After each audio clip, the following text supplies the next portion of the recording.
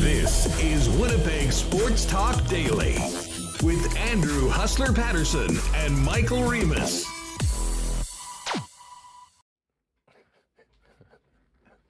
Hey, what's going on, everyone? Welcome to Winnipeg Sports Talk Daily. Big game day edition today as the Jets finish up this road trip in Carolina to take on the powerhouse Hurricanes. Should be a great one tonight.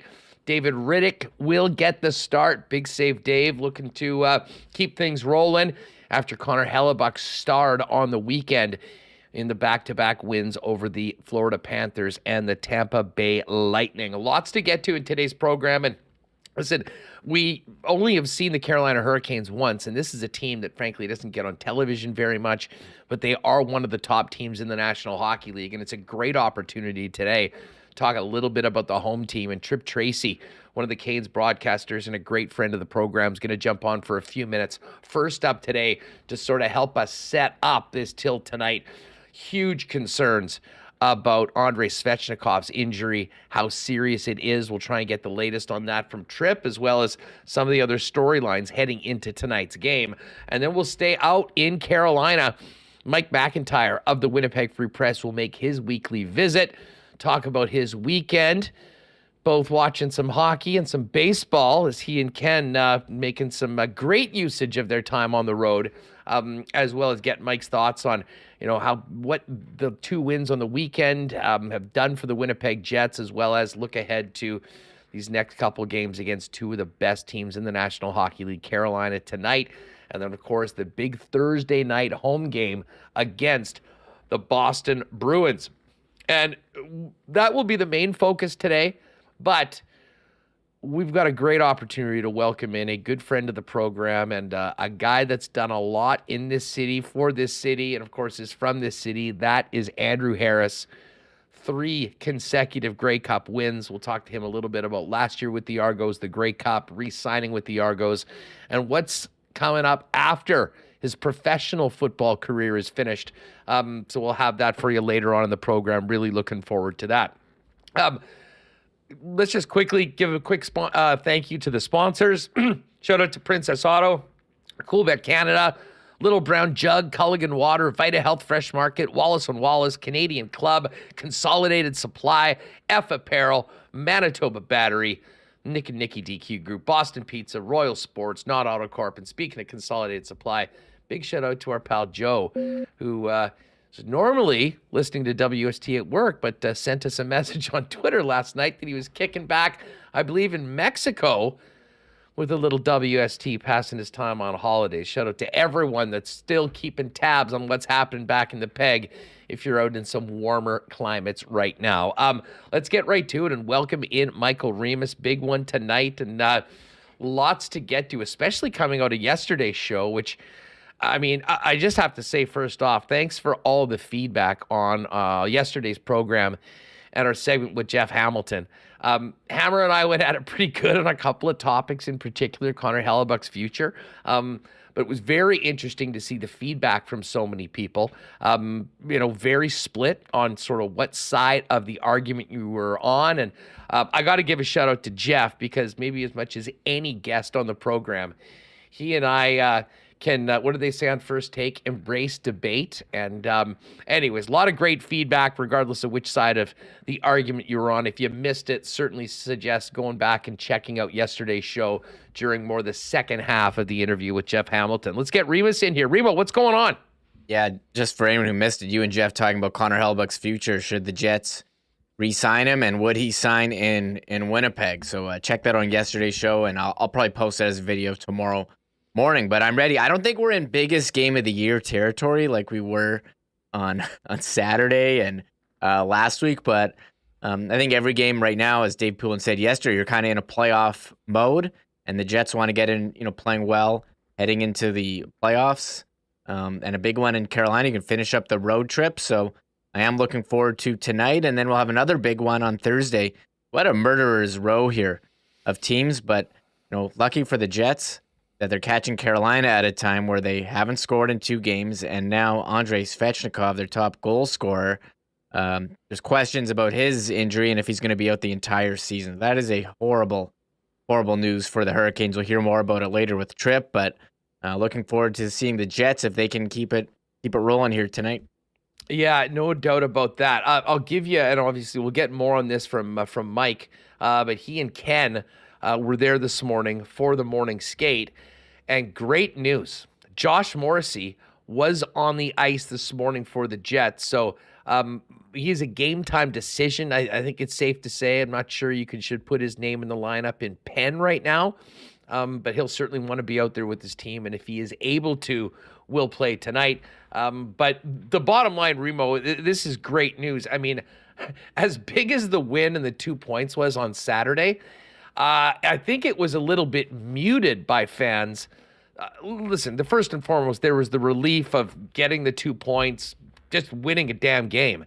But combined with the fact that after hearing Rick Bowness describe both Adam Lowry and Josh Morrissey as very, very doubtful for the game next day, I think there was some real concern that both of those players could have been lost long-term for the Winnipeg Jets.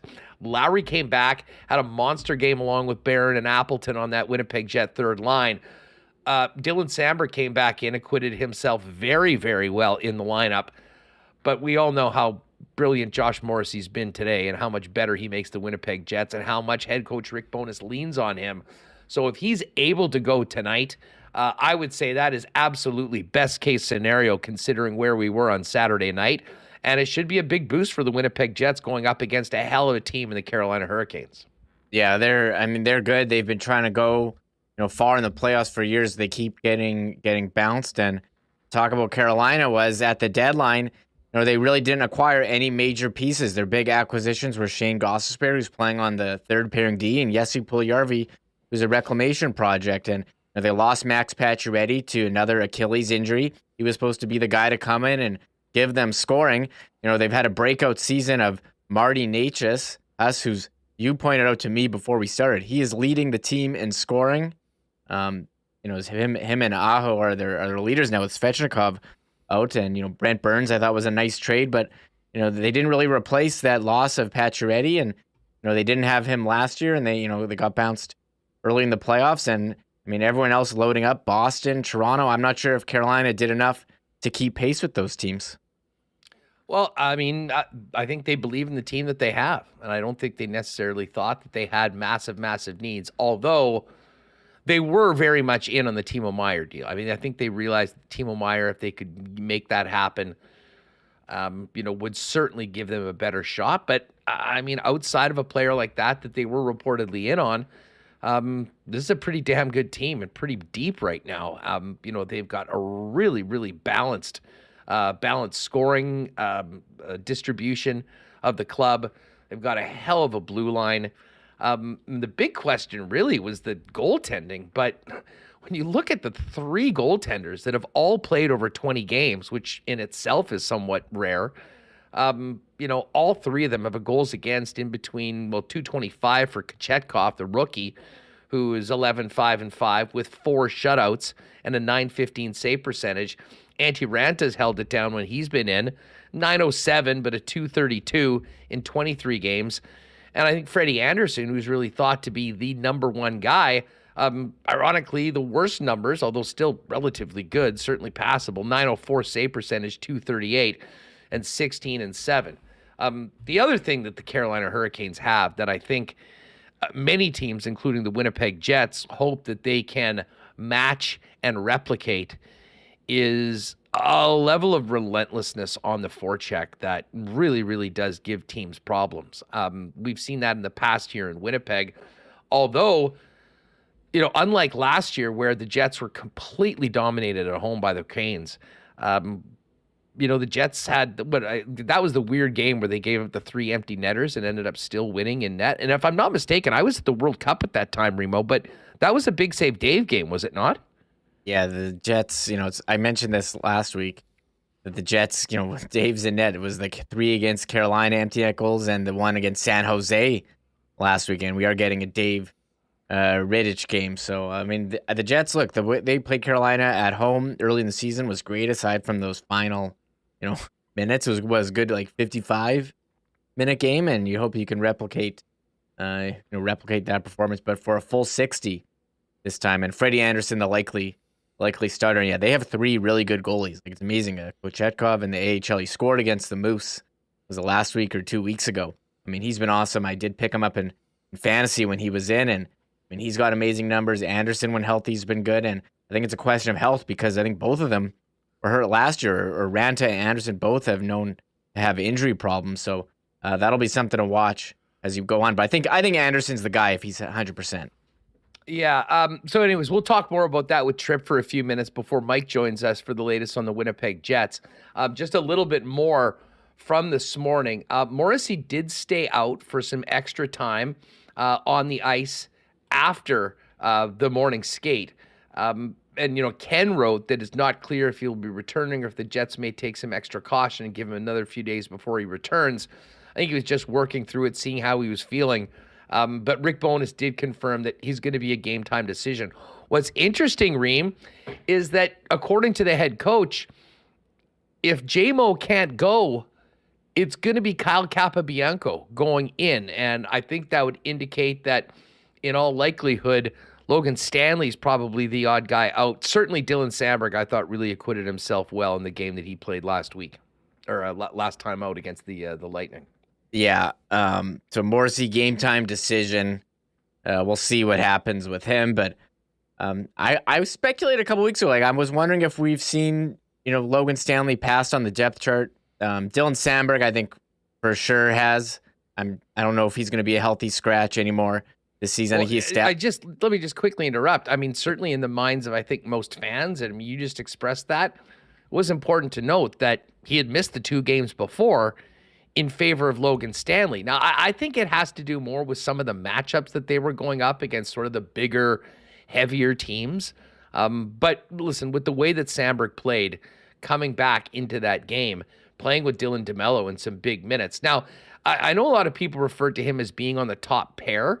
I mean, for the game, amongst defensemen, he was the 5th player when it came to ice time, but the 6th player was Logan Stanley. And there were a number of times, including significant shorthanded time, that Samberg was out there ahead of Stanley. So I think it's a correct assumption that Samberg is back maybe above Stanley in the depth chart based on that performance. But it's hard to really count on anything from week to week or even game to game, considering the way that those two have been used, especially in the past month. I think you're down to games that you got to win. You play the best lineup, and I think it's clear that Samberg has passed Stanley, at least in the coach's eyes. If he can come in after being a healthy scratch and overtake him in ice time and play in those key situations, it seems like that's the guy. And Kyle Capobianco, I mean, all he's done is played well when called upon, and yeah. They don't want to. I think this might be a case they don't want him to sit for too long. His turn to come up, and he scored the last time he was in, then got sick. Kind of got a raw deal there because we were saying, well, would he play again? And Mike McIntyre asked, well, would he be in if he was healthy? And Rick Bowness is like, I don't have to go there, Mike.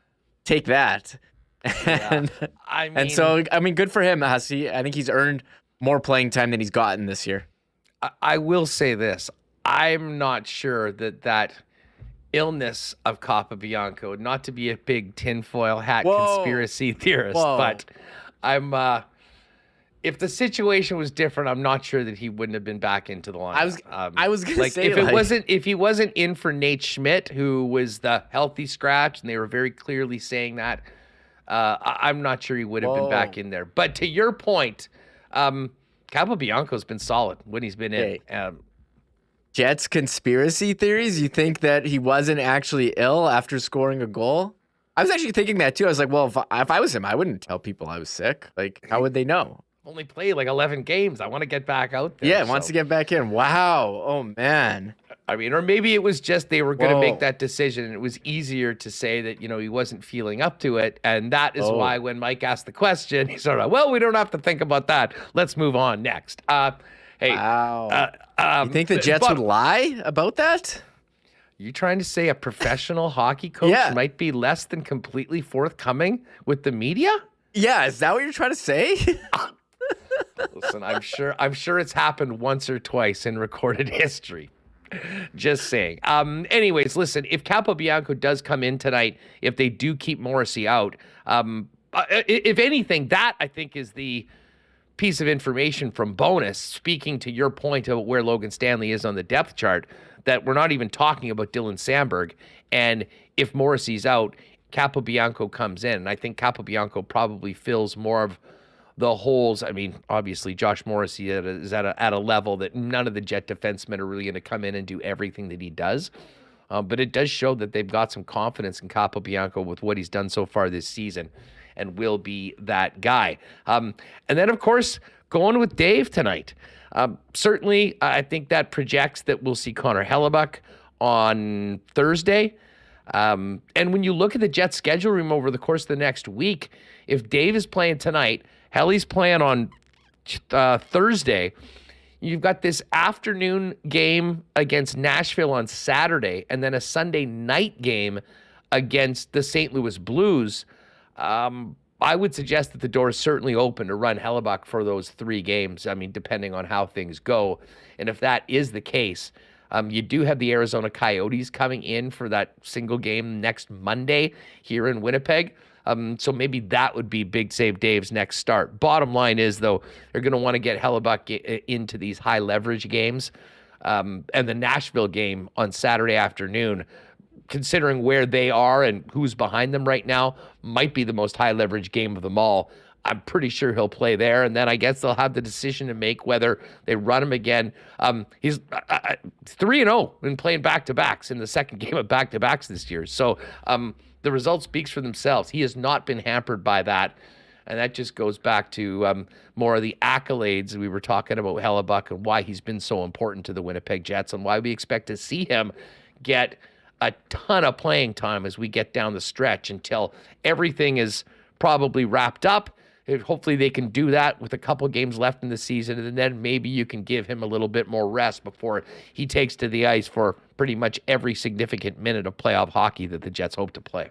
Yeah, I'm not too surprised here. We got Rittich going tonight. You had Hellebuyck in the back-to-back. Give him a rest before the big game against Boston. I don't think you can play him every game. You're going to want to maximize his output and pick the spots. And you've already banked 2 out of 3 on the road trip. You consider it a win. And I think you go with Dave, and then you go with Hellebuyck against Boston, against Nashville.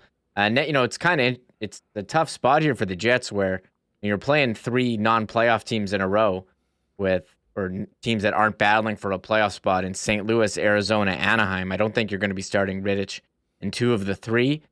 Maybe you start him in St. Louis and Anaheim, and Hellebuyck starts Arizona. I don't know their plan. Maybe it depends on how many you win or lose, but that's an interesting stretch there because you have 1 back-to-back and then 2 more next week, Tuesday at home, Arizona. I think maybe we would put Rittich in Thursday at Anaheim just because of the time change. I don't know. Time zones. Are we going down? Are we going on a time zone now? I think they like to give the backup the harder game. They always give the backup the second of the back-to-back, and it's a road game, and you put Hellebuyck Saturday afternoon against the Kings. I'm not sure how they're going to divvy it up here going forward, but it is we talk about how hard this stretch was here with Florida, Tampa, Carolina, Boston.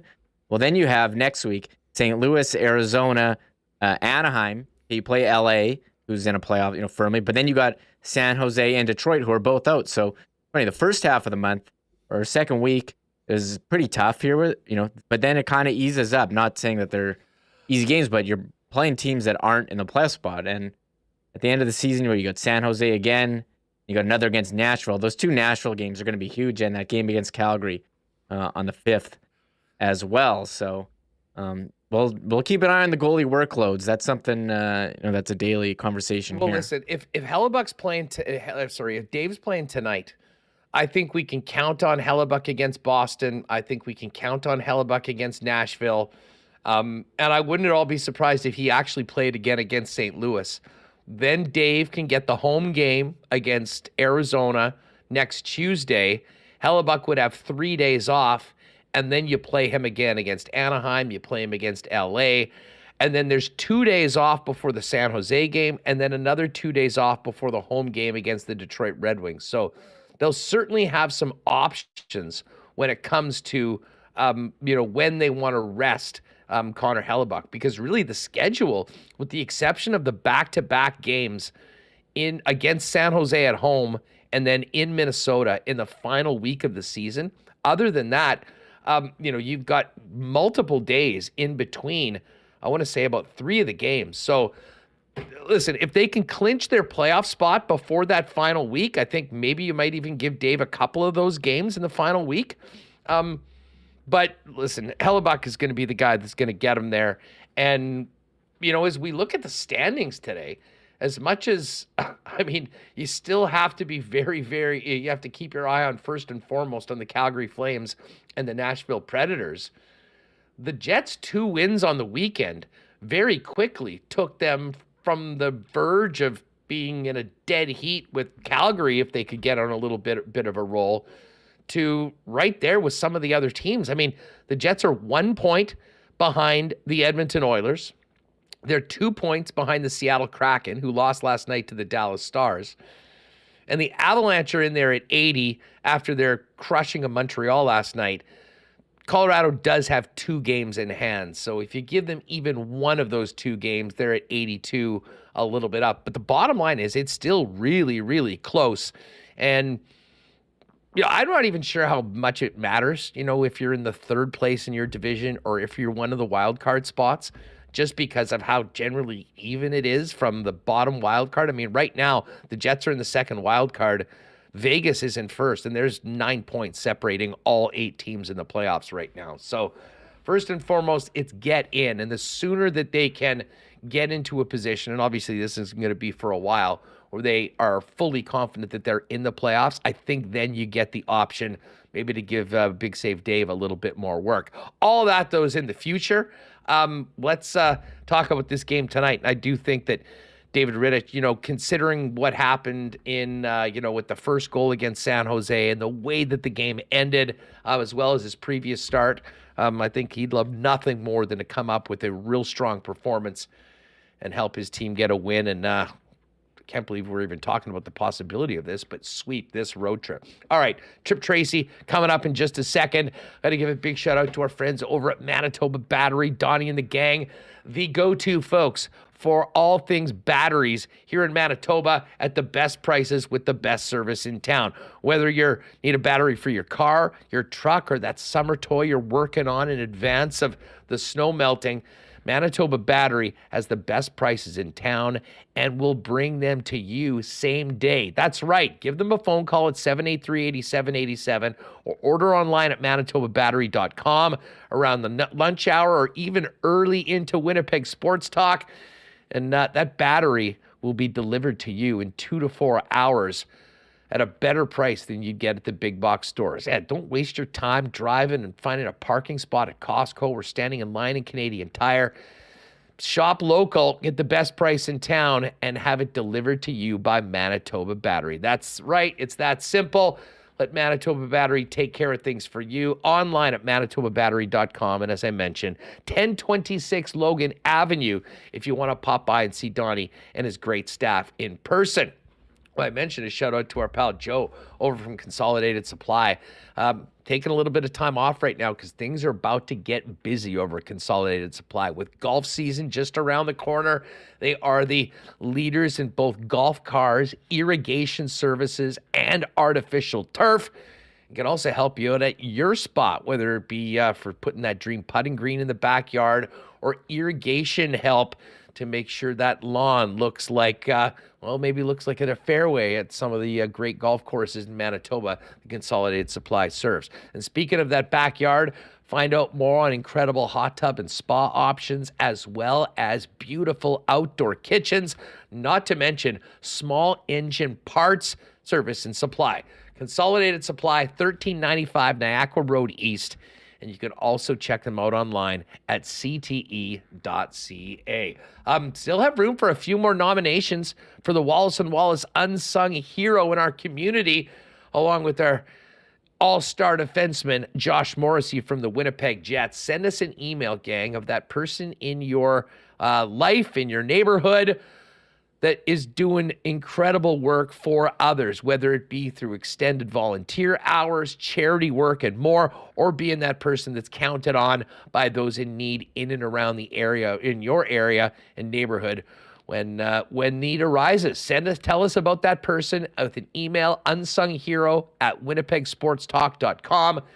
Wallace & Wallace will award a autographed Jets jersey from none other than Jets All-Star defenseman Josh Morrissey to this month's Unsung Hero. And whoever nominates that Unsung Hero will have a $500 donation in their name made to the Dream Factory from Wallace & Wallace.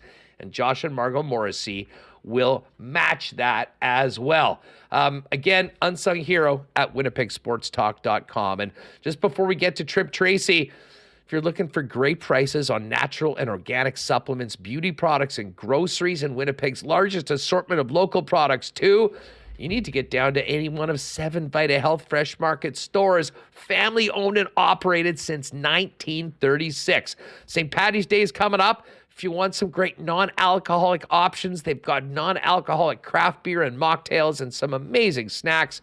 And guys, with spring just around the corner, get ready for it with Ultimate Male Energy. Formulated specifically for men over 35, Ultimate Male Energy is designed to help improve testosterone production, reduce excess body fat, build muscle tissue, maintain prostate health, and more. And it's on sale today at Vita Health. Vita Health Fresh Market, empowering people to lead healthy lives with 7 Winnipeg locations, including the newest store in Linden Ridge and online at myvita.ca. All right. We're going to get Tripp on the phone today. He obviously a very busy game day for the broadcast team, but we appreciate it. Tripp Tracy, it's Hustler in Winnipeg. How are you, my friend? Hustler, what's going on? Well, what's going on is we're fired up for a pretty daunting test for the Winnipeg Jets after they passed the first 2 on this road trip.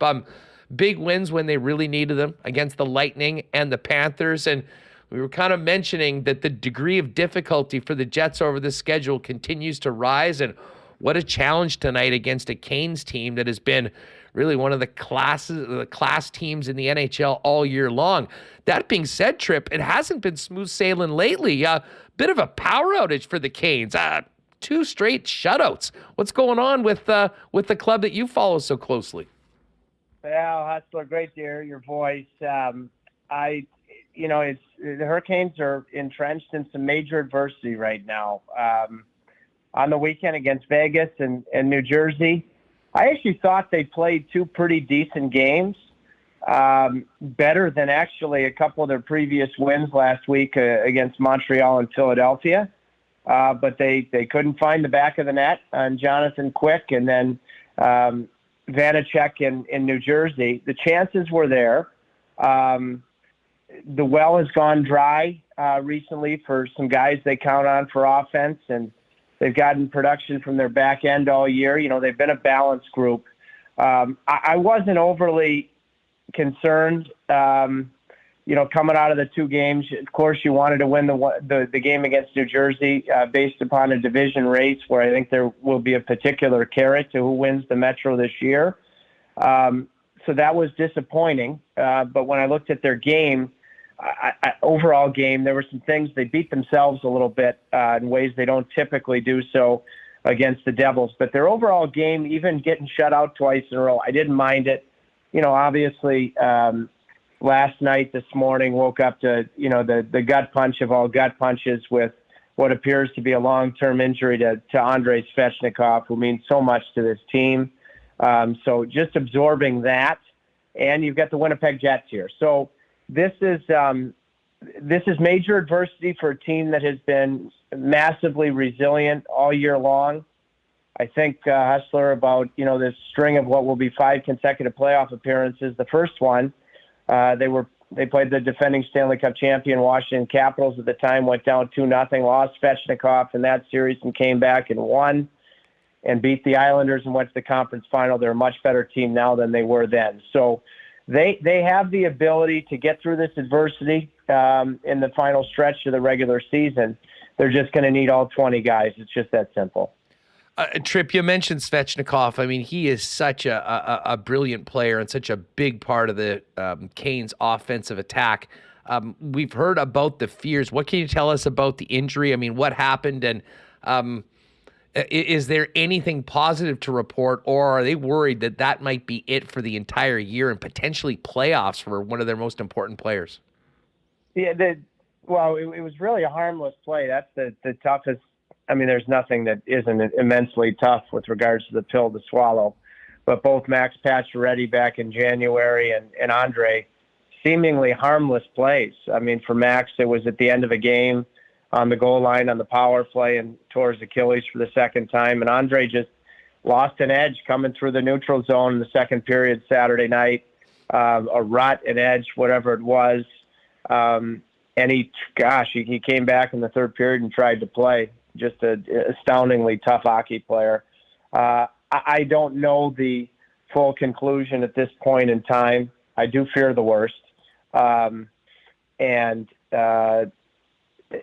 just have to wait and see. I think that they're gathering as many opinions as possible before making an announcement. He means everything to this team with regards to goal scoring, yes, playmaking, the heaviness and the elite power forward that he is, that they don't have a ton of up front.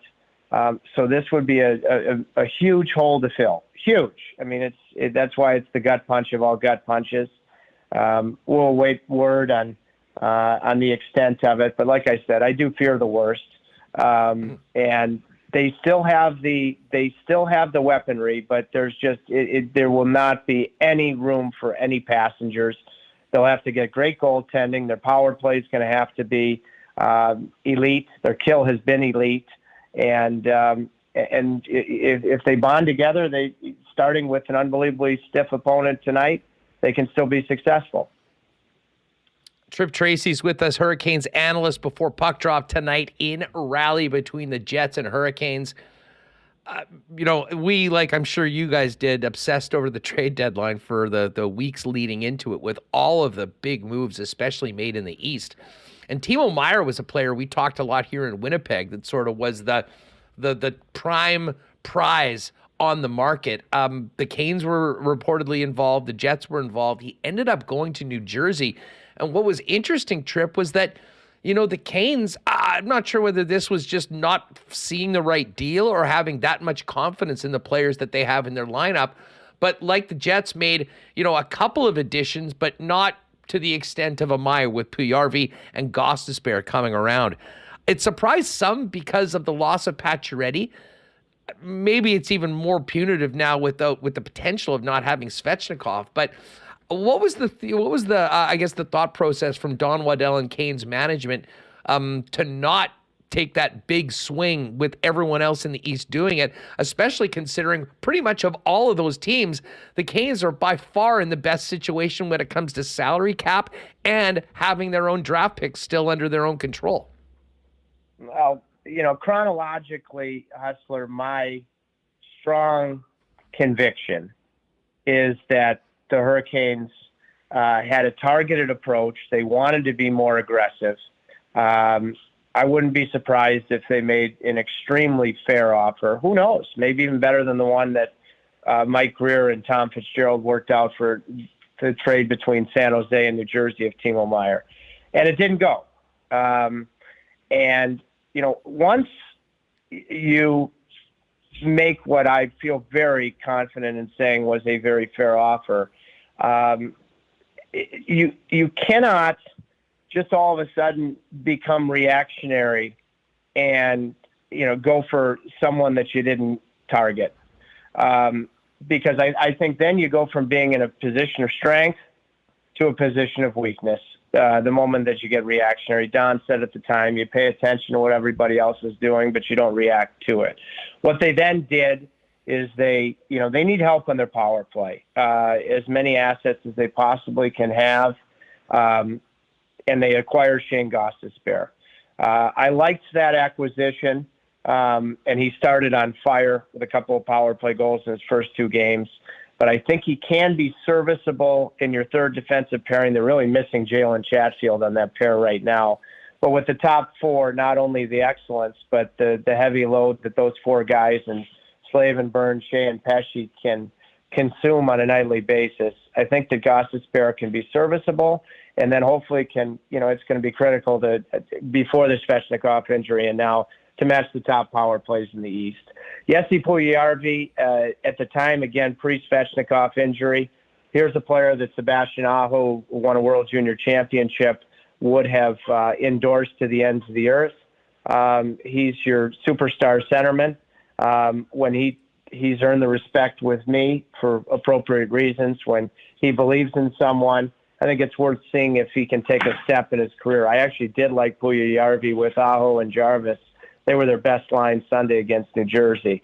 That all changes now, and you're really going to need Jesse Puljujarvi. But when I look back at the deadline, I do think I think it's not the appropriate narrative to say that the Hurricanes didn't swing, because they swung. It just didn't work.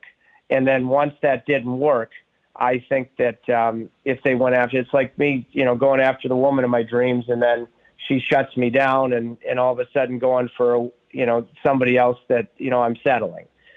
So that's my reaction to it, and I do think, especially the Gostisbehere addition, I think they addressed what was their most pressing need.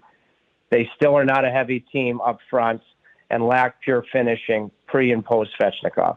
Well, the one thing I'll say about both the moves that Kevin Cheveldayoff made with the Jets as well as the ones that the Canes made, they filled a couple holes and added to their team at value prices compared to what was paid by some of their counterparts, especially in the East, in that arms race that we saw building heading into the Friday deadline. And I guess this is probably a guy that would be the answer to the question of who's really going to need to step up if Svechnikov is out long term. Seth Jarvis comes to the top of the list, and I had to ask you about the Winnipeg native, how he continues to blossom into an everyday NHLer, had that great rookie season. Tell us about where his game is at right now, how his season's gone, and what they're going to be counting on him to do going forward, Tripp. Well, I guess the broad answer to the question is, like I said earlier, Hustler, they are going to need absolutely everybody, period. They can't have any passengers. One of the guys that they're going to need is Jarvis. The guy that I think they're going to need more than anybody to have the best stretch of his NHL career is Teuvo Teravainen, because he'll slide in that power play spot for Svechnikov, and he's had an up and down year. He's always been a clutch player. I think they're going to need him to have the best couple of months that he's had in the NHL, and he has historically played one clutch moments. Seth Jarvis, when we were in Winnipeg, I love the kid. I absolutely love him. And, after a great year last year, he struggled out of the gate. I did an interview with him before the game against the Jets in November, and I loved how candid he was. He said, hey, listen, I'm learning what a tough league this is. He didn't hide from it. He eventually crashed through the sophomore wall that countless very good players have to crash through, and he's had an excellent year. He's so fearless. Brent Burns compared him to a slinky to me last week.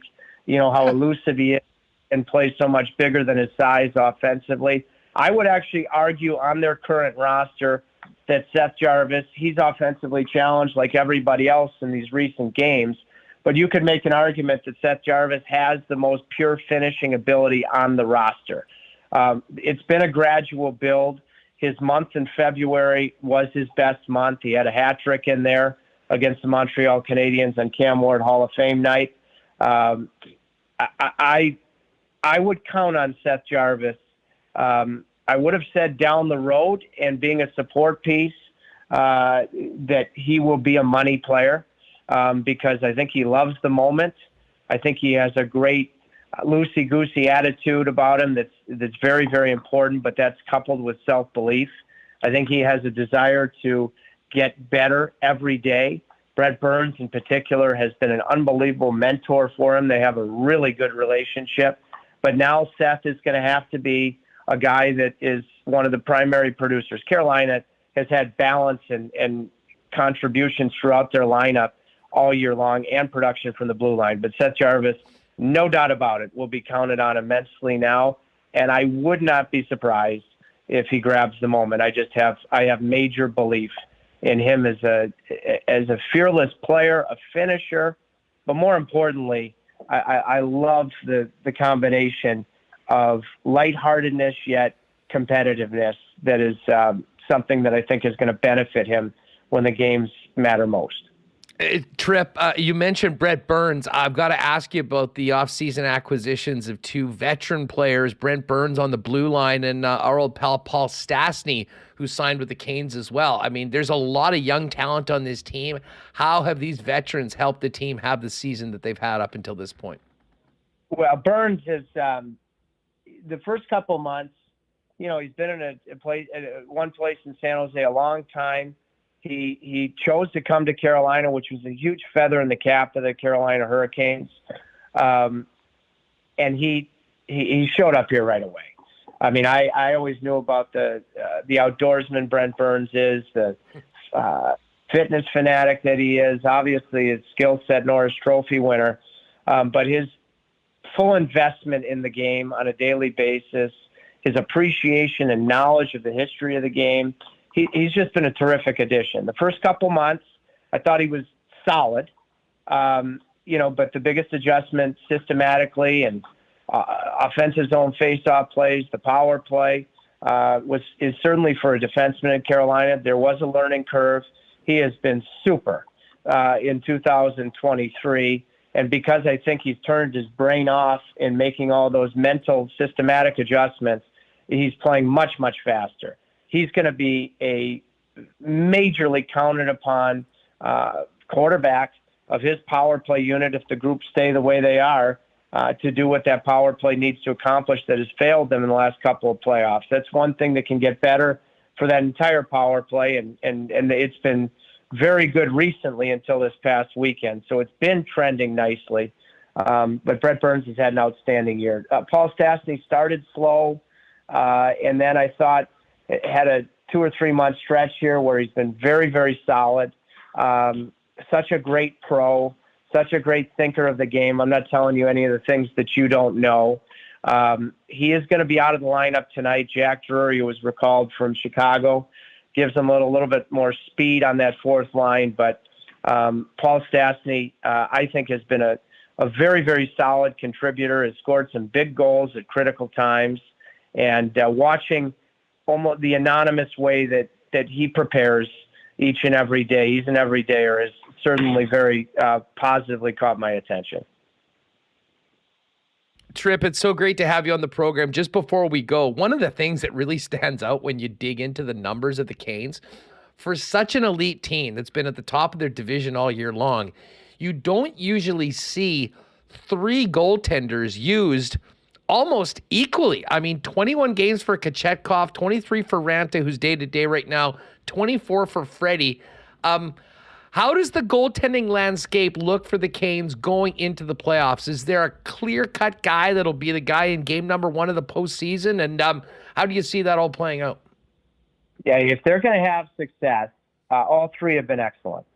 But if they're going to have success, this has got to be a central part of the narrative, simply has to be that this is Freddie Anderson's time. That this is his time, A, to stay healthy, and B, to carry over regular season excellence into the playoffs. Pyotr Kochetkov has an extremely bright future.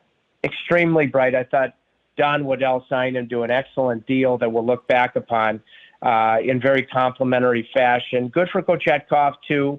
Gives him some stability, but it's a 4-year deal that kicks in after this year. Ranta, all he's done is win. He's had some trouble staying healthy, but he's put together just an outstanding winning streak. But when I look at the big picture, again, with the Svechnikov injury, having lost Pacioretty in January, a natural and realistic concern of where the goal is going to come from. Although they have scored all year, they're going to need a goaltender that is going to constantly outplay, or at least a good percentage of the time, is going to outplay the guy at the other end. I was talking to Mark Chipman, just love Mark Chipman, the hockey man that he is, a few hours ago, just to bring myself up to speed on the Jets, because I haven't seen him since November. And I asked, what are the things that have struck you most about the Jets? And like he did when we were there in November, he pointed right to Connor Hellebuck. There are many other positives. And, wanted to talk to him about my buddy Nino Niederreiter, and the acquisitions in Niederreiter and Nemestikov. But, the Hurricanes are going to need Freddie. Freddie has the capabilities to go toe-to-toe with the elite goaltenders in hockey and be the better guy. And if Carolina's going to write a really resilient script down the stretch into the playoffs, it's got to be Freddie Anderson, in my opinion.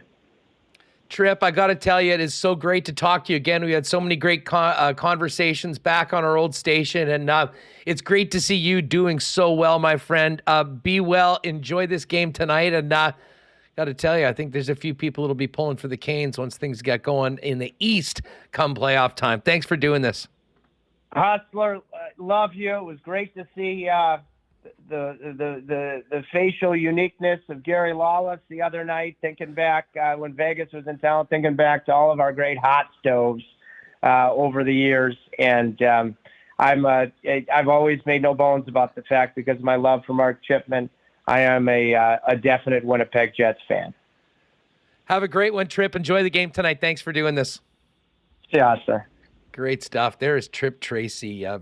He honestly one of the most genuine cats we've met over the course of having the privilege of doing this for so long. I remember the first time he came on with Gary and myself, and I was just blown away by his energy. And he very publicly said that he was going through some issues last year, I guess, and now just doing great, sober, and continuing to kill it with the Canes broadcast. A real inspirational dude, and great to have him on the program. All right, Mike McIntyre still to come from Carolina. We'll hear from Bones in just a second. I'm very much looking forward to seeing the game on Thursday when we're back at home. See whether we're going to see any 62 jerseys. I actually contemplated getting one. Nino Niederreiter has been that great of addition to the Winnipeg Jets. Might need to get one of those 62s. And when I do, you know where we're going to be doing it? Over at Royal Sports, the ultimate hockey and sports superstore, where Jet fans can get geared up in all the jerseys, name, number, whoever you're looking for. They'll take care of you for it. And beyond just jerseys, thousands of pieces of Jets merchandise, including many exclusives that you won't find anywhere else. While you're at it, check out the huge Bombers section, as well as massive NHL stock from teams not the Winnipeg Jets, not to mention NFL, Major League Baseball and Blue Jays, NBA and Raptors, international soccer, and the best hockey selection in town, from equipment to goalie equipment to skates and sticks. And don't forget, if you're going to hit the hills come spring break, a huge snowboard, boots, and binding section waiting for you as well. Royal Sports, 750 Pembina Highway. Check them out online at Royal Sports Pembina for the latest merchandise drops and sale information. Speaking of wardrobe, maybe not necessarily in the jersey category, but fellas, if you're looking to up your menswear game, only one place you need to go, and that is F Apparel at 190 Smith Street downtown. Best selection of men's apparel, custom made to fit, is right downtown at F. The entire process is real easy. I know Remo's popping up to pick up a new suit tomorrow. And really, you go down there, let them know what color you're looking for, check out some of the fabrics, and get fitted up. And the next couple weeks later, you got a beautiful brand new suit at a great price. Custom suits beginning at $400. They also have custom shirts to be worn both tucked and untucked. We've also got an incredible selection of accessories. It's all there. And by the way, if you're in a wedding party, make sure to talk to them about a 15% discount for the entire wedding party when you get your suits at F Apparel. And if you've got a 2023 grad getting ready to finish up high school, Get the young man a new suit to transition into the new stage of his life, and F Apparel will include a free custom shirt and tie valued at around $150. F Apparel, again, 190 Smith Street downtown, FEPH Apparel. Online, you can make an appointment there. And hey, one more road game before the team comes back home might be a great night to gather the crew and head on down to Boston Pizza, your home for away game Winnipeg Jets action. Have some fun with the pick a player contest at your table with your friends to win some great prizes. And bottom line, ice cold schooners, world famous Boston's wings, gourmet pizzas, and great new features on the seasonal menu. Boston Pizza waiting for you tonight for the game. And hey, if you're staying home, you can always get the great taste of BP by ordering online at bostonpizza.com. All right, Mike's good to go. So we'll hear some of the audio from the Jets after we talk to Mike. Andrew Harris still to come later on in the program for today's Winnipeg Sports Talk. And wow, you know, we had some fun talking about the shade of Kevin Sawyer's face during the broadcast on Sunday, and a little bit of a pink tinge to our good friend Mike McIntyre, who's been making the most of the sunshine, catching some baseball, and of course, watching some big wins for the Jets. Mike, how's the trip been so far? It's been great, Huss. You can see I am sporting a bit of a tomato-based hue. Also hearing a bit of an echo here. Yeah, Remo, you got that's that me. echo I'll on fix from the that phone. one sec. I'm on it. Sorry. No problem. Okay, good now. Some further travel misadventures, Huss. Weber and I ended up in Atlanta last night, the former home of the Winnipeg Jets / Thrashers.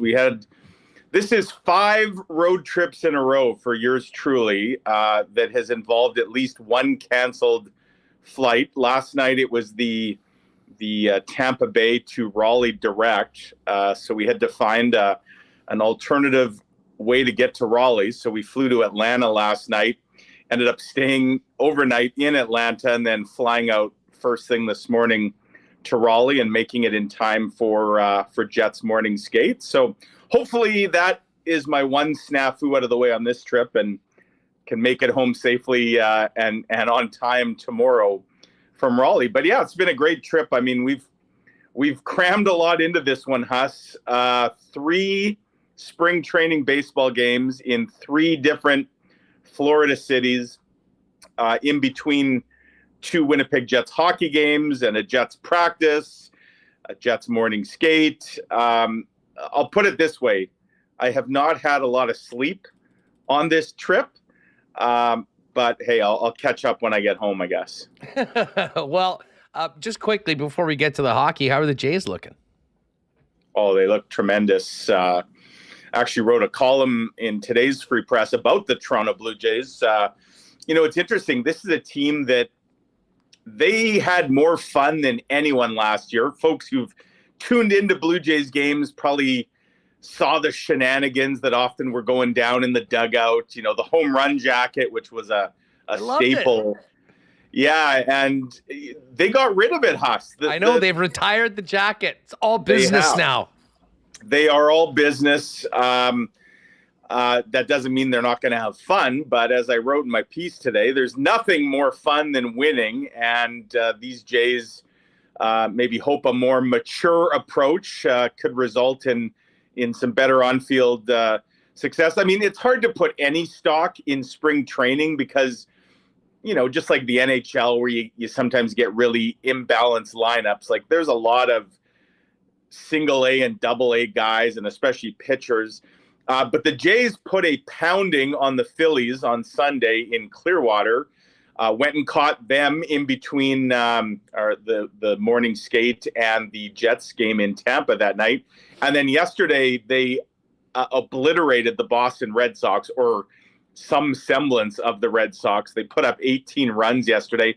I'll say this, Huss, for all you fantasy baseball players out there, you might want to get Bo Bichette on your team this year because, my goodness, he looks like he is ready to absolutely explode. He of course, signed that new 3-year, $33 million contract. I watched him have 6 at-bats. He hit the ball hard all 6 times, 2 homers, a double, a single, and a couple more loud outs. Like, he looks like he's ready to be a force. And the Jays, a bit of a different look to their lineup this year, a little more versatility. You know, they got rid of Hernandez and Teoscar Hernandez and Lourdes Gurriel, but they have a little more speed, a little more defense, and they've got some great pitching. I think it could be a great year for the Jays. It's the 30th anniversary this year, Huss, of their back-to-back World Series. Touch 'em all, Joe. That was 30 years ago. Could this be the year that they snap the drought? I say they can do it. Well, it's certainly time for this team to really make a statement, and I'm looking forward to it. It was definitely time for the Winnipeg Jets to make a statement going into this road trip. You were there for both games, Mike. I mean, I refer to the Saturday game as maybe one of the biggest white knuckle rides of the entire season. And Mark Scheifele with that brilliant sharp angle OT winner got them as desperately needed a 2 points I can remember for this team in a long time. And then they backed it up with an even better performance against the Tampa Bay Lightning. You've been there. What did you think of the games? But also, what has that done maybe to just relieve the stress levels around a team that had been really struggling? It had seen all the work that they'd done earlier on, building up their spot in the playoffs, on the verge of collapsing. Yeah, I mean, the spirits around the team are just night and day. The joy level, even at morning skate this morning, being around some practices and skates last week, like when they were losing, you could tell that this was a team that was really feeling it and fighting it. And, you're just seeing, whether it's in the dressing room after, look, food tastes better. The air is everything about life is a lot better when you're winning, and the Jets hadn't been doing much of that. So to get 2 big wins, in 2 tough buildings, and the way they got those wins, like you said, Saturday, all kinds of adversity. They were up, and then they blew a couple leads, and had to kind of pull that one out of the fire against what should be noted is a team that might have been more desperate than them, in that, unlike the Jets, who, are still in a playoff spot, the Florida Panthers are not. And, they're the defending President's Trophy winners. So the fact that they pulled out, the victory against an even more desperate team, I think, speaks volumes. And obviously some of that confidence that they gained, Huss, carried over 24 hours later in Tampa.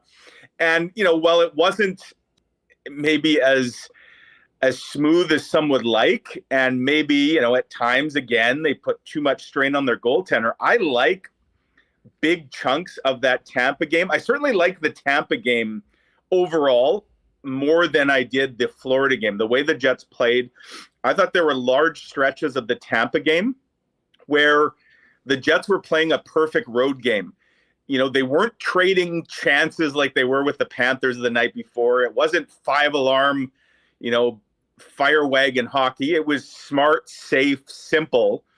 They kind of dumbed the game down a little bit, and I think that's the kind of game the Jets needed to play. And when there were breakdowns, Connor Hellebuyck was there. And look, it shouldn't be discounted that they went in to face a Tampa Bay team that, yes, Tampa Bay, their playoff positioning is safe and they're going to finish either second or third, but they hadn't liked their game at all lately, and they should have been a pretty motivated group. They're only 1 week removed, of course, from that entire top line getting benched.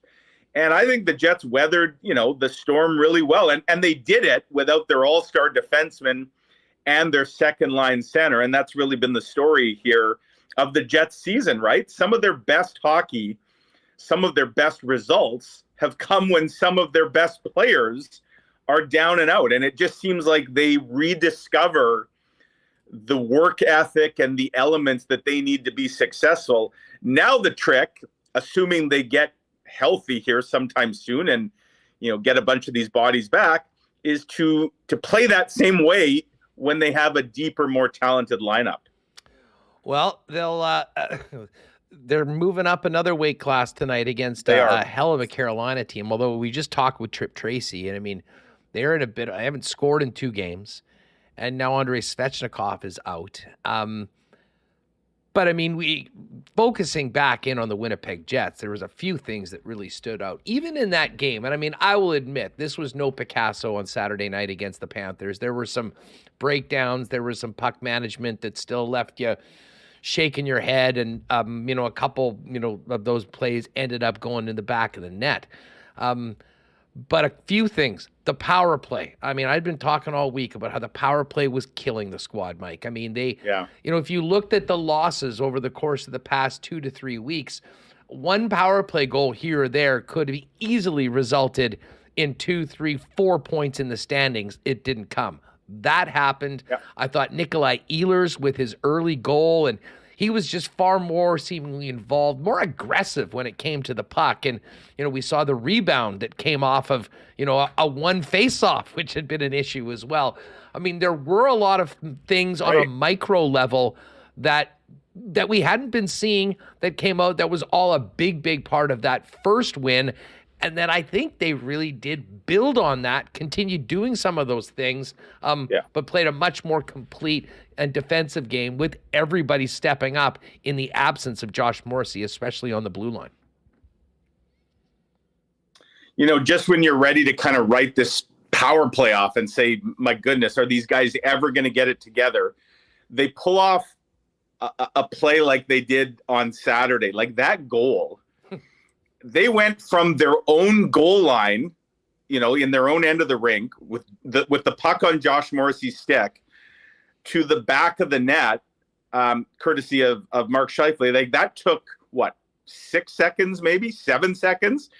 Great outlet pass from Morrissey to Ehlers. Great zone entry by Ehlers.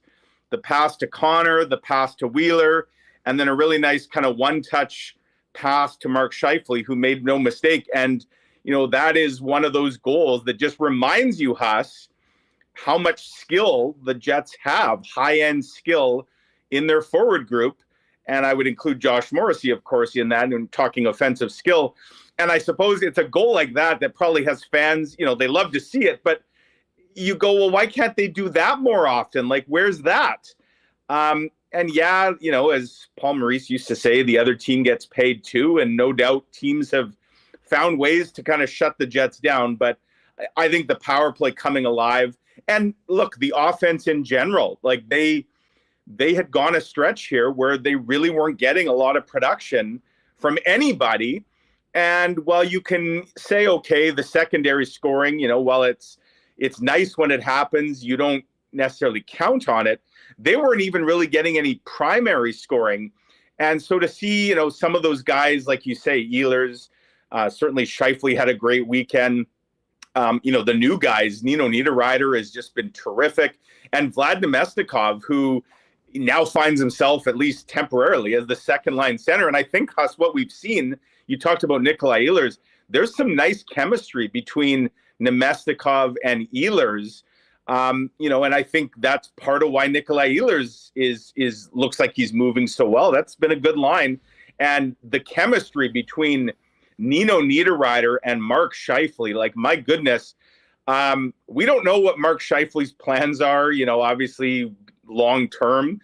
I got to think, though, if you're Mark Scheifele, you're really enjoying playing with Nino Niederreiter right now, and at least potentially for next season, assuming Mark Scheifele is still here. He's under contract, of course, barring a move. That's probably good for what his next contract might look like if he can get a full season playing with Nino Niederreiter under his belt. Well, Niederreiter's been amazing. I mean, when the scoring drought was still going on, he was scoring. He's had a point in, I think, all but one game since he became a Winnipeg Jet. But I think maybe even more surprising has been Nemestikov and what he's delivered. Yeah. It was very clear early on that he had a knack for being in the right place defensively, and you could tell that Bones had a confidence in him to play with him. But you mentioned what he's sort of done coinciding with Ehlers, breaking out of his, slump, if you want to call it that. I thought he did the exact same thing in his first game with the Winnipeg Jets, playing with Adam Lowry and Morgan Barron against the Edmonton Oilers. And now even with Dubois out and Nemestikov moving up, those two players have looked rejuvenated. And Mason Appleton, I don't know how many chances he could have had on that game on Sunday. He was a big part of the performance. Didn't have maybe some of the puck luck that you'd like to see to help him out. But that third line in the game against Tampa looked as good as we've seen in ages, Mike. And listen, this team isn't going nowhere if they can't get those sort of performances from the Adam Lowry-led line, considering of the matchups that they're playing nightly. There's a funny moment post-game on Sunday at Tampa Bay where we were talking to Morgan Barron, and I said, Morgan, in my eyes, that's maybe the best game you guys have played all year as a line. And then when he went to answer the question, he's like, well, first of all, thank you very much. Very polite Canadian. And then he said, yeah, I thought we played well, but I think we can be even better. I actually had a nice one-on-one this morning after the morning skate with Mason Appleton here in Raleigh, and I'll have a story on him coming up in the Free Press in tomorrow's paper and online later today. But a little spoiler, I asked Mason Appleton, did you sleep well on Sunday night with all those chances? And he kind of chuckled and said, yeah. I'm like, it's great that I'm getting those chances, but man, I wish I could have buried one or two of them, kind of having nightmares about what he missed. And like you said, hey, at least we won the game. It would have been a lot harder to fall asleep had we lost that game, knowing the great chances that I had. And I talked to Rick Bowness today about that line and Appleton, Barron, and Lowry individually. And that is a trio, Huss, that I think they're going to become even more important down the stretch. And certainly if the Jets punch their ticket to the playoffs like that, you talk about an identity line and forging an identity. Those three can certainly go a long way to giving the Winnipeg Jets the kind of identity they want, and to extend and touch on what you just mentioned. I think guys like Nemestikov and Niederreiter have, in their very short time, they've established a bit of an identity. Again, you talk about guys that play the game the right way, that play it hard. Nino Niederreiter, he's been involved in about 3 or 4 scrums already. He's always in front of the net. His goal the other day on the rebound was because he was planted in front of the net. He's got a bit of an edge to him. And, Vlad Nemestikov, and Rick Bowness said this from day one, he's not the biggest guy. I think Rick Bowness said he's a tough little guy and, fearless. And the thing that I love about the way he plays, it's all north-south. He's a straight line player. He knows what he's doing. He's very smart as well. And he's got some skill and a little bit of bite to his game. So I think they've been exactly what the Jets have needed. And in a way, I think Niederreiter and Nemestikov, not unlike earlier in the year when you had some call-ups, like new guys in the lineup, whether it was Mikey Asimont or Christian Reichel or whatever. I think the way those guys are playing has rubbed off on some of these Jets who have been here a long time. And, it's caused them to maybe reevaluate and in some ways elevate their own games. And that's a good thing for everybody. No, there is no doubt about it. I mean, the Niederreiter acquisition and the price that was paid compared to some of the others stands out amongst most of the trades we saw in and around the deadline. And based on the results so far, the Nemestikov deal, not far behind. Let me just say, sorry, Huss, to interrupt you. I wonder how many GMs, first of all, it's not like Nino Niederreiter was actively or well-known being shopped around, right? His name wasn't out there because he's not a UFA. He's not a rental. Yeah. And I'm not saying, I won't question what Nashville did here, but all they got was a second-round pick for a proven, top 6 NHLer with another year on his contract.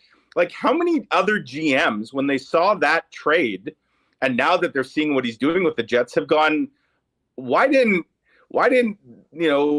David Poyle pick up the phone and call me? I could have topped that offer if I had known. It speaks, and we talked about this before the deadline, right? Kevin Cheveldayoff does have a sneakiness about him, just like when he obtained Paul Stastny in 2018. I know a lot of fans get upset. They feel that he doesn't do enough. And I've been critical of moves maybe the Jets haven't made. One thing, though, you can't say about Kevin Cheveldayoff, he's made a couple very quiet but very efficient moves. And Stastny in 2018, I think that was the one that was at the top of the list.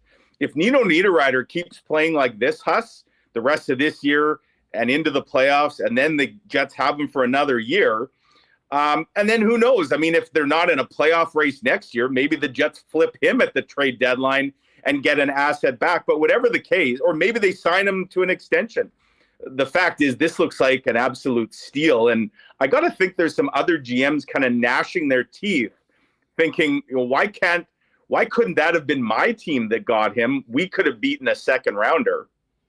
No, you're not far off, and I'm seeing comments. I mean, Dylan Webb said Nino's trade looking like as good of a trade as the Stastny trade, maybe even better, considering that it was a second rounder and not Eric Foley and a first round pick. And ZTM said Chevy talked about being opportunistic on trade deadline or in that time, and that's exactly what they were, and they're feeling the rewards currently. Mike, let's talk about the blue line because, I mean, I said this to Remo at the start of the show. The team got that win against Florida, and I mean, I'm sure the team felt it. The fan base certainly did. I was with a bunch of Jet fans watching the game, and I mean, just the level of relief of just getting 2 points, considering, what had been happening, looking at the standings, there's Calgary, there's Nashville, was palatable. However, it was somewhat muted by the fact that there was major questions about Adam Lowry's availability and Josh Morrissey. I think it's probably best case scenario that Lowry played on Sunday and Morrissey's apparently a game time decision tonight. However, everyone on the blue line seemed to really step up in that game against Tampa. Dylan Samberg played very, very well, played more than Logan Stanley, did the penalty killing ahead of Logan Stanley. So it wasn't a surprise to hear that he's staying in the lineup, although we did hear today from Rick Bowness that it's Kyle Capobianco who will be going in if Morrissey can't go tonight. Just thoughts on the way the blue line played and where that depth chart is right now as we go into the rest of this week, because it has seemed to be in flux, if you will, over the last couple of weeks. Well, to me, Huss, and let's start with Dylan Samberg. He's number 6 for sure. At worst, you could make an argument actually that he should be higher than 6. Look, he played the other day like a top 4 guy because they plugged him right in with Dylan DeMello, basically in Josh Morrissey's spot. Now, he didn't do all the things Morrissey does. He wasn't quarterbacking the power play, of course, and certainly didn't play the 27 minutes that Josh Morrissey often does. But, against a really good team, Dylan Samberg didn't look out of place at all. And let me say this, Huss. I didn't understand why Dylan Samberg was coming out of the lineup to begin with. I don't think he's done anything to deserve it. Let's hope this is the last time he comes out of the lineup. I just don't think at this point he should be coming out. So Stanley and Capobianco, one is 7, I guess, and one is 8.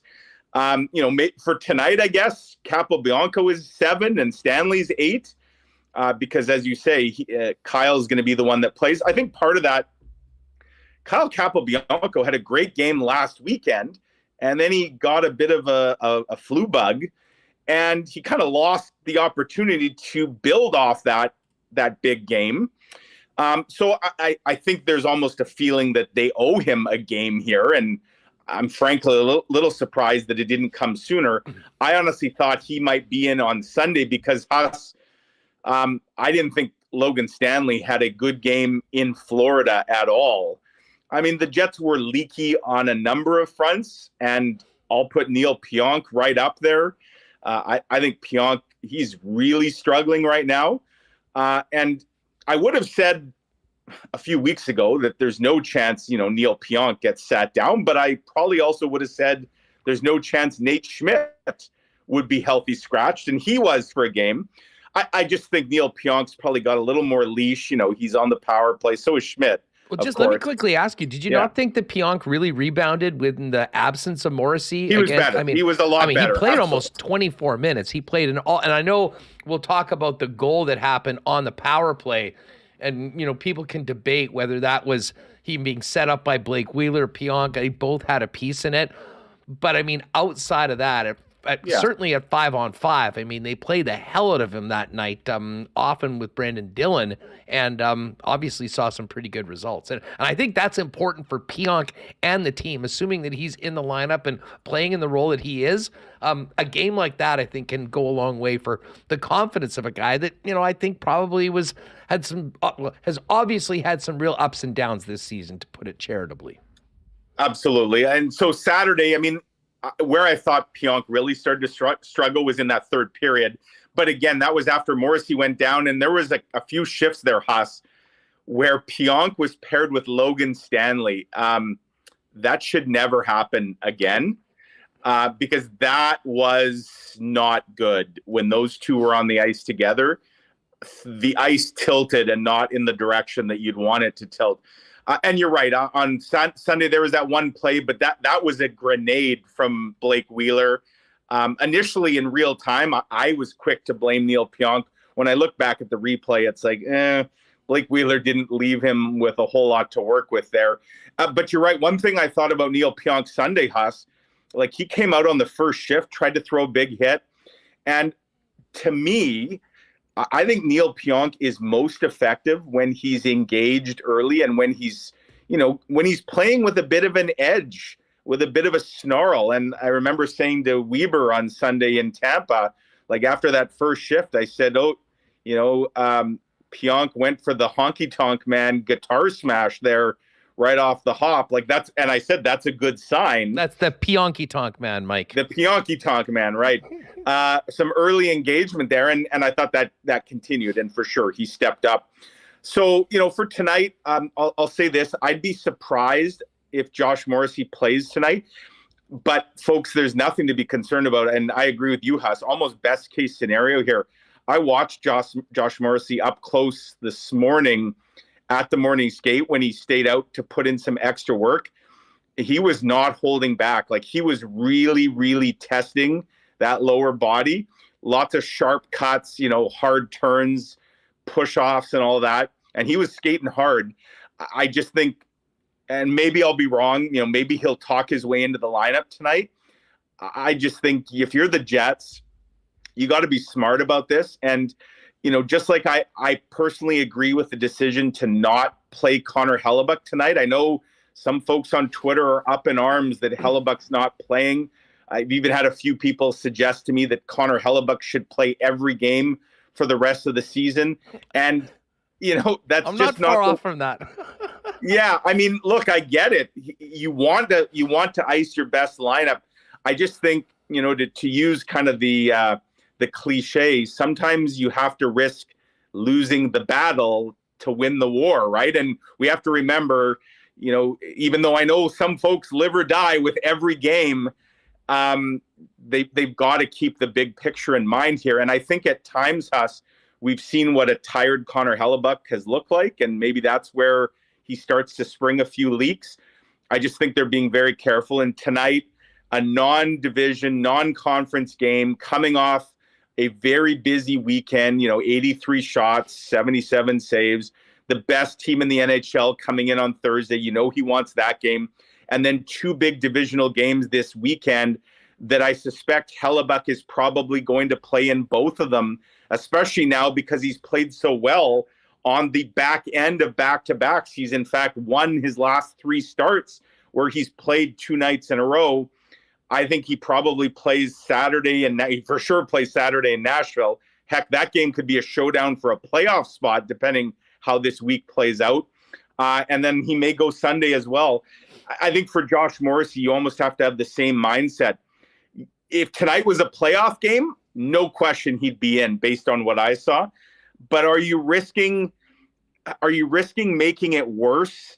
And that would be the worst thing to happen, right? You rush him in just for the sake of getting him in, and then there's a setback that now costs you something more than what tonight would have been. So I think just based on the extra work I saw him putting in, I think he's not in tonight, but that he would be back in on Thursday. And I also expect us a very good chance Pierre-Luc Dubois, who's been skating pretty hard, I'm told, and I know some video has emerged of him skating down at the Hockey for Life Center.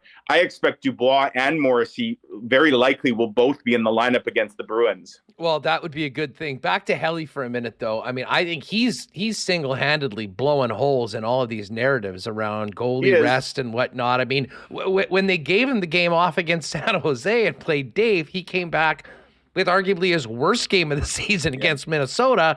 And then after a very busy game on Saturday, and a lot of people say, well, they had the games are different. If you have a ton of shots, maybe you shouldn't go the next day. Was absolutely brilliant. I'm sort of with you, though, especially now that we know, and I don't necessarily disagree with playing Riddick right now, knowing what's to come, because I think what's to come is probably Hellebuyck going 3 more in a row, including those games on the weekend. And then you've got the Coyotes coming in, who are brutal on the road, very good at home, but have not had much success on the road.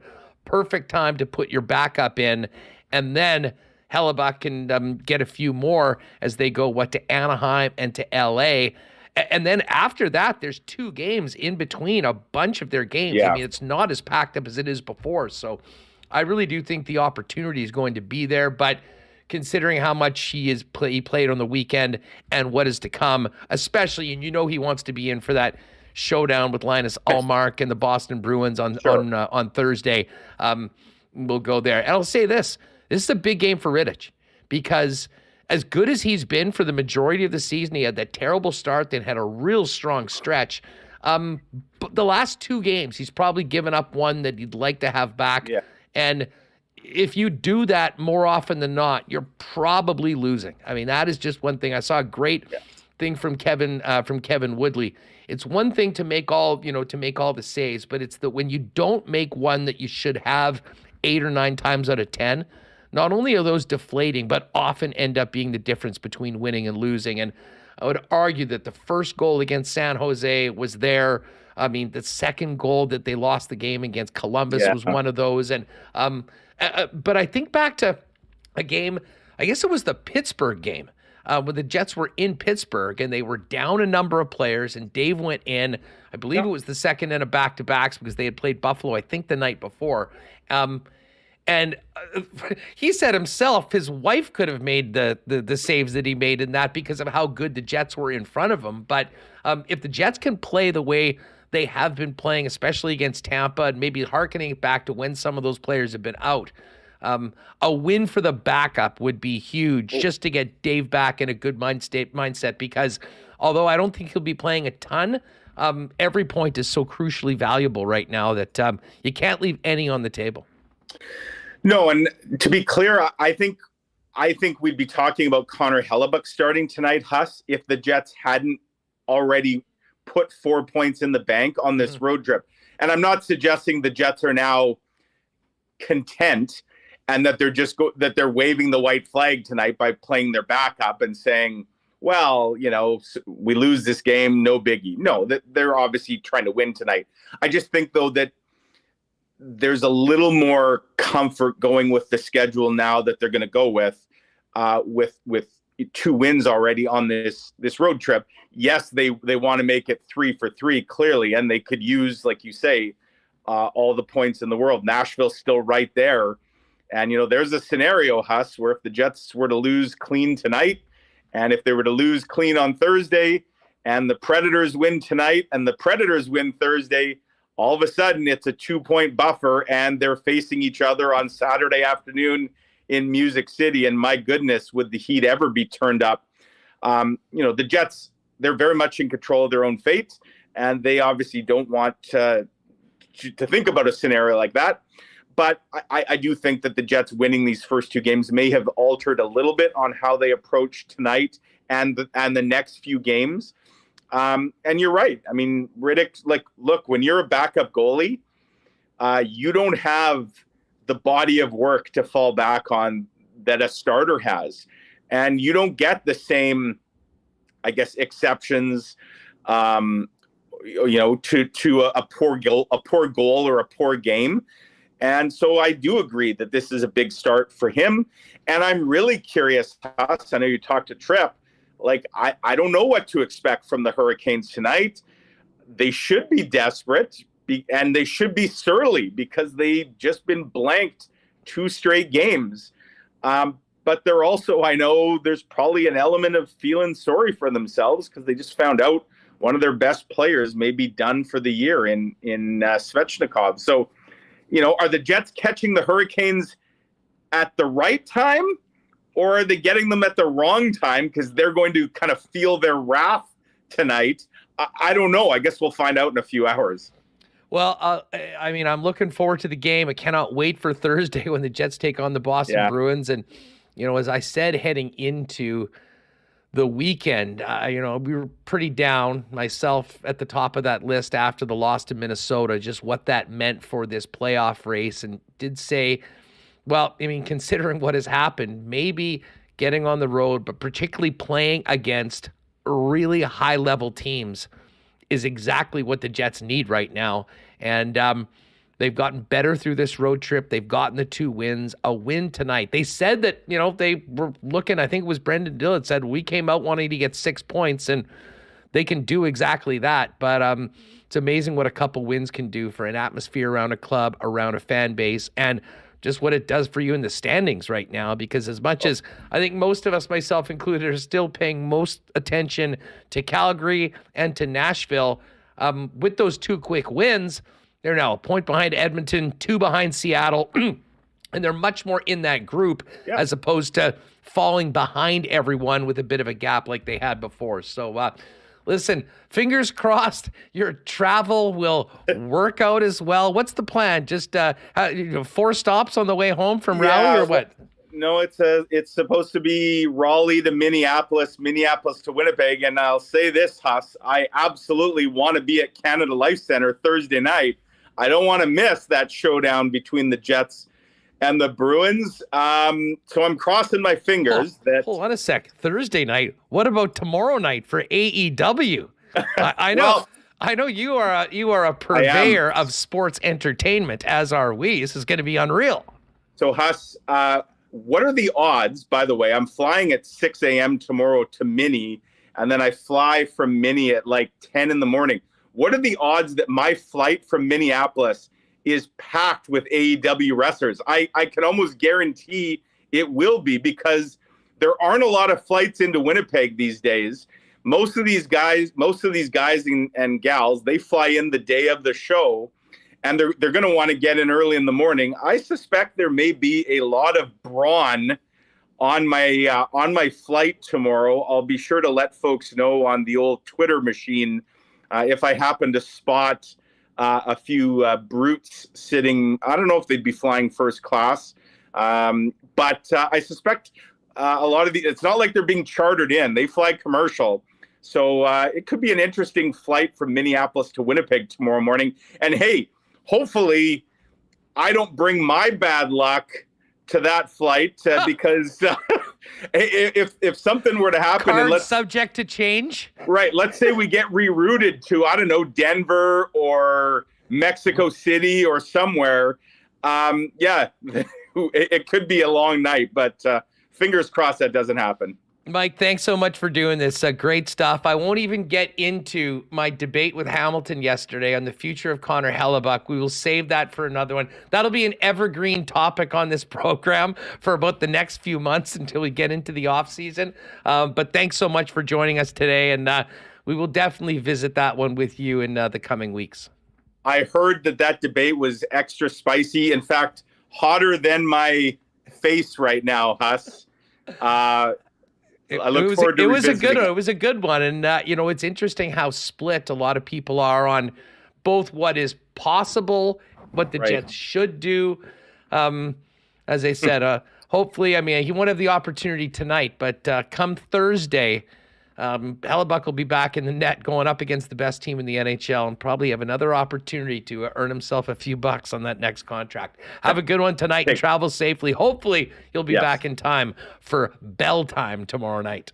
Right on, Huss. Enjoy the week. Good stuff. There's Mike McIntyre on the road with the Winnipeg Free Press. You can check out his piece today on the Jays, as well as everything on the Winnipeg Jets as we continue this road trip. Great stuff. Thanks again to all the chat. By the way, we're over 420 right now in the chat. Go figure.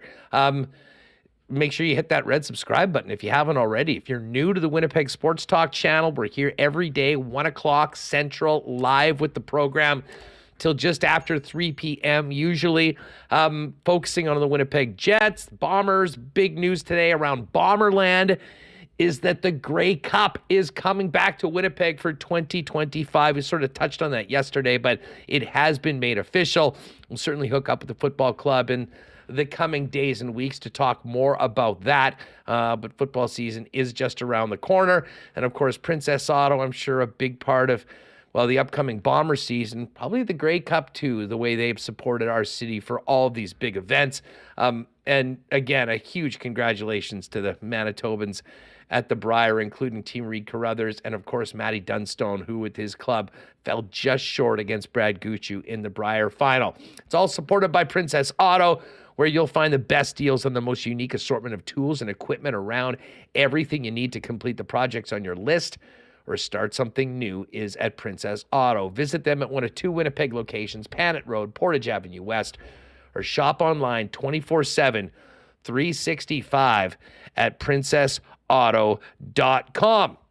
Our friends at Culligan Water are the water experts in Winnipeg, and as a family-owned business have been helping Manitobans with their water needs dating back over 65 years. And they've got it all. Water softeners, filters, bottled water coolers, whole home systems and drinking water systems, not to mention citywide water delivery services and commercial and industrial water products and solutions. Pop down and see them at 1200 Sargent Avenue for all your water needs, or give them a call at 694-5180. You can also check out everything Culligan can do for you and your family and your business if needed online at drinkculligan.com. And hey, a big cheers to the gang over at Canadian Club, Canada's favorite Canadian whiskey. For all you CC and ginger lovers, we certainly had a few of those at the Bomber games last summer. Good news. They're now available in 473 milliliter single cans. You can pick those up at liquor marts and beer vendors. If you don't see it at your local spot, ask for it. And a heads up, I know St. Patrick's Day is this Friday. Starting next Friday, a big special on flash special, 1 weekend only on Canadian Club Classic 12-year, regularly $31.99, going to be on sale for $24.29.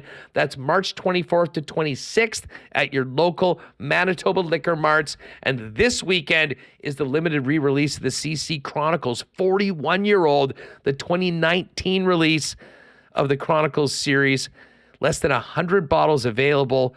Found some extra cases in the distillery in Windsor. So if you're missing this one from your collection, now's your chance to pick it up. Available on Saturday at Manitoba Liquor Marts. All right, we've had a lot of hockey talk. This next conversation's been a long time coming. We all know what Andrew Harris meant to the Winnipeg Blue Bombers.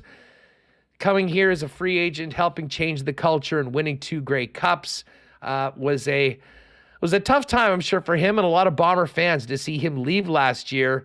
But of course, he ended up back on top of the mountain with the Argonauts as Grey Cup champion and is coming back for one more season. Let's welcome in Andrew Harris to Winnipeg Sports Talk to discuss. Andrew, what's up, man? It's great to have you back on WST. How are you?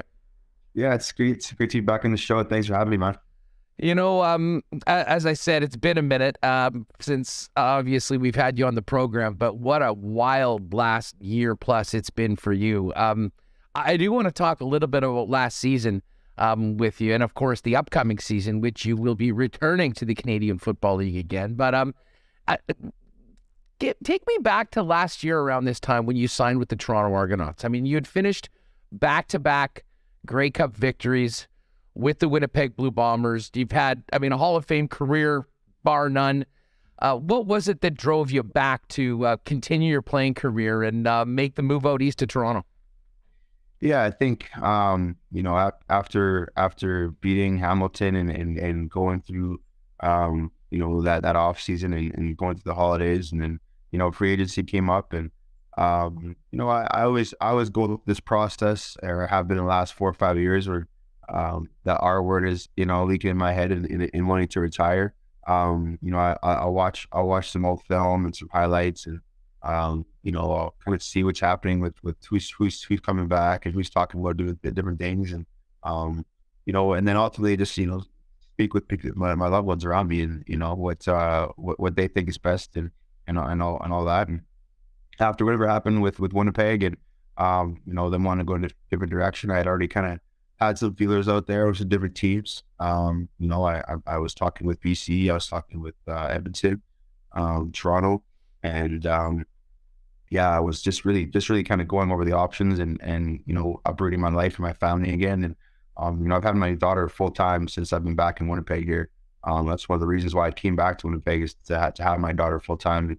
The fact that I was having to potentially leave her and uproot her life was one of the biggest things that was kind of holding me back and not wanting to do it. But after talking with her, she's in grade 9 now, and she has her own life and her own schedule now, and my mom was able to help out quite a bit with her, and obviously her mom as well too. So I was able to say, okay, yeah, Toronto was an actual reality, and they were the one that's really supporting what I wanted as far as financially, and really wanted to work with me in a different way, and I wanted to kind of test out the East Coast as well too a little bit. I lived in BC. Edmonton wasn't really that appealing to me, but to go to Toronto was very enticing, and so made that decision, and pinball was absolutely amazing with the whole process. That guy just exudes positivity and charisma and compassion, and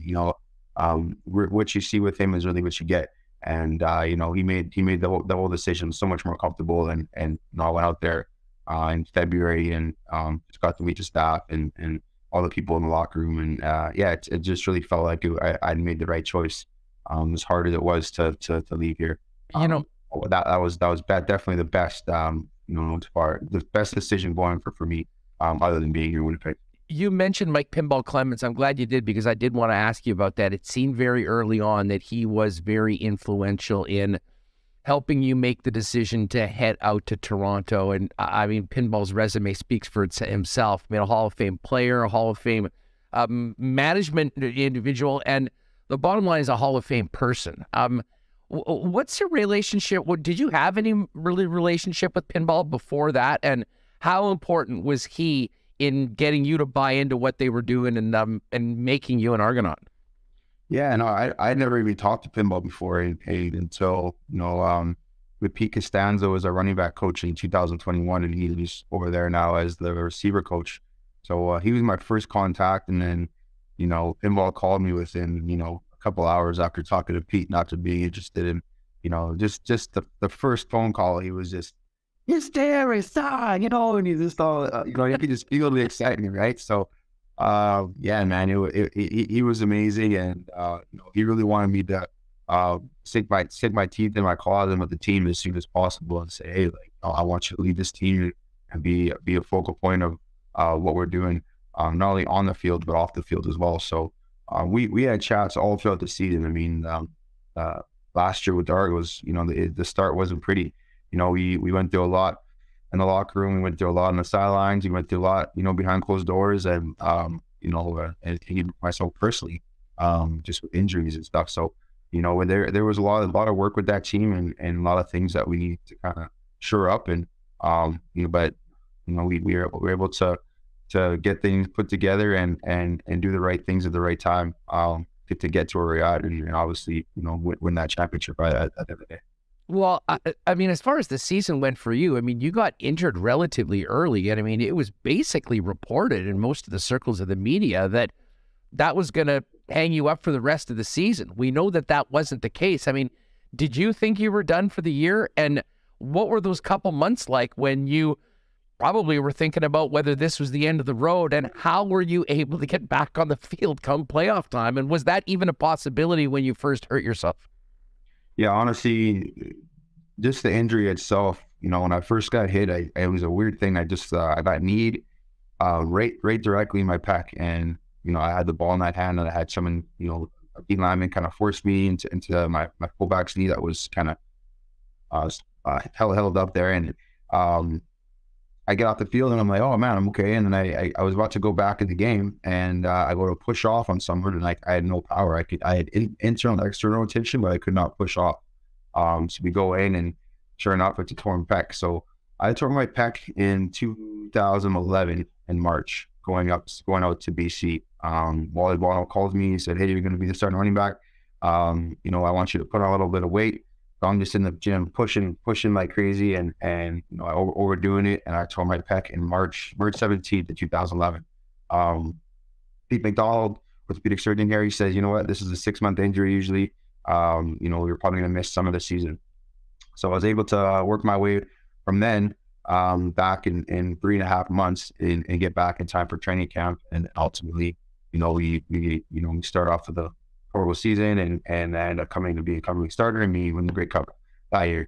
This year, get this injury in August, and everyone's saying, yeah, you're 6 months, and I'm like, okay, well, hold on, I've done this before. I've recovered this, and I beat this timeline before.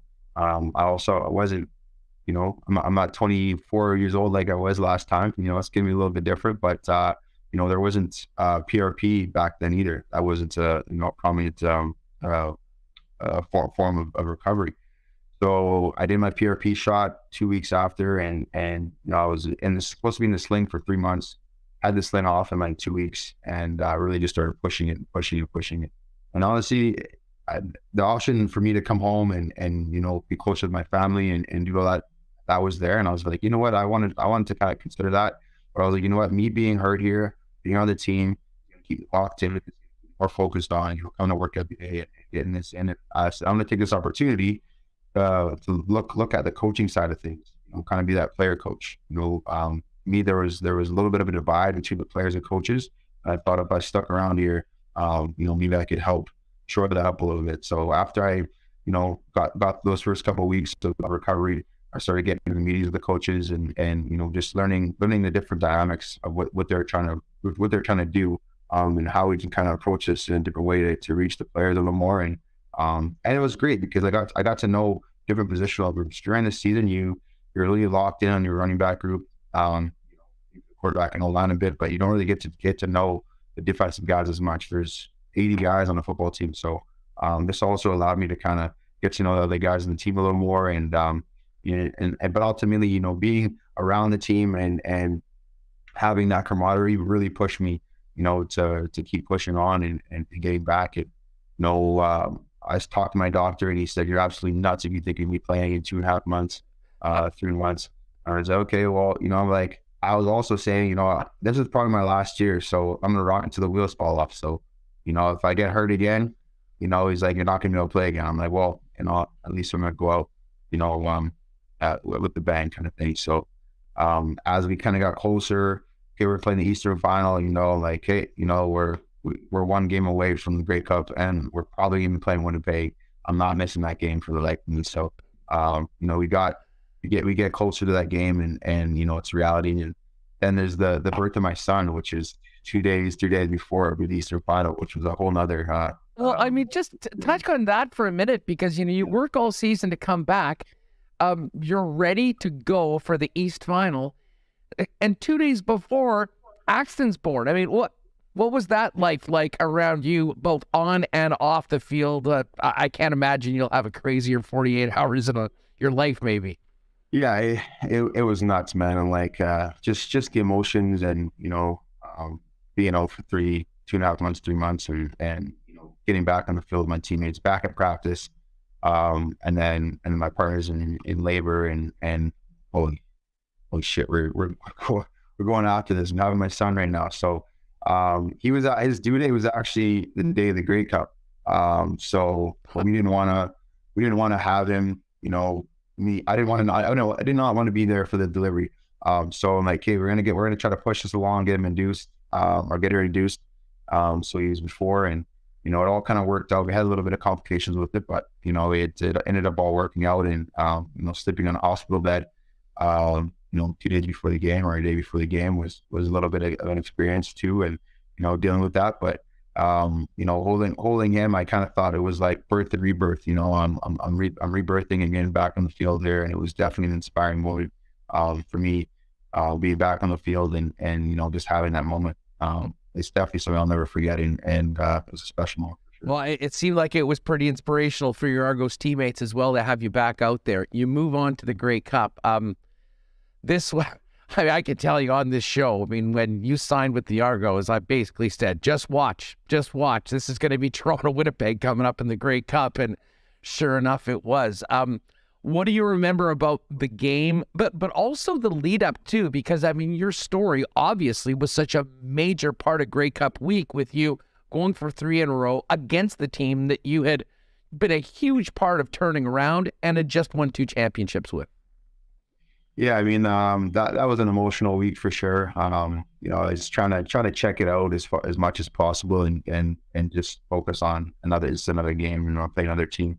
I think ultimately, like everyone is expecting Winnipeg to win. They got all the awards and all these different things, and but I mean, that bodes well for my psyche. I mean, I like being the underdog. I like having everyone kind of count you out.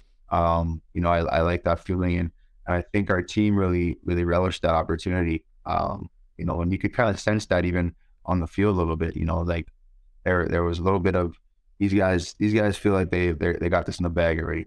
Just the aura about the whole thing, and I think we really fed off that. And it went down to there were so many plays where that game could have went either way, and penalties, missed field goals, just when Greg caught that corner, I was like, oh shoot, it's over, right? But I had some faith, and things the football gods are looking down on us, and ended up working out. But yeah, it was definitely an emotional game, and honestly, even after the game, I obviously was celebrating my teammates as much as possible, but I had probably hugged more guys from the Bombers than I ever have in the opposition after a loss. So, I found my the best guys on the team, and had them all with them. And but yeah, it was an emotional one, and one I'd never forget. And I mean, gotta tip the hat to the Bombers organization. It's hard being on the top dog for that long and maintain that dominance and that standard, and O'Shea's done such a great job of sustaining that and keeping that group together, and they're going to be an absolute problem again this year. So and that's in the CFL with the 1 year contracts and so much movement, to have that much that constant consistency within the roster is very impressive. And keeping that nucleus together that they have. So that's gonna be an interesting year this year too.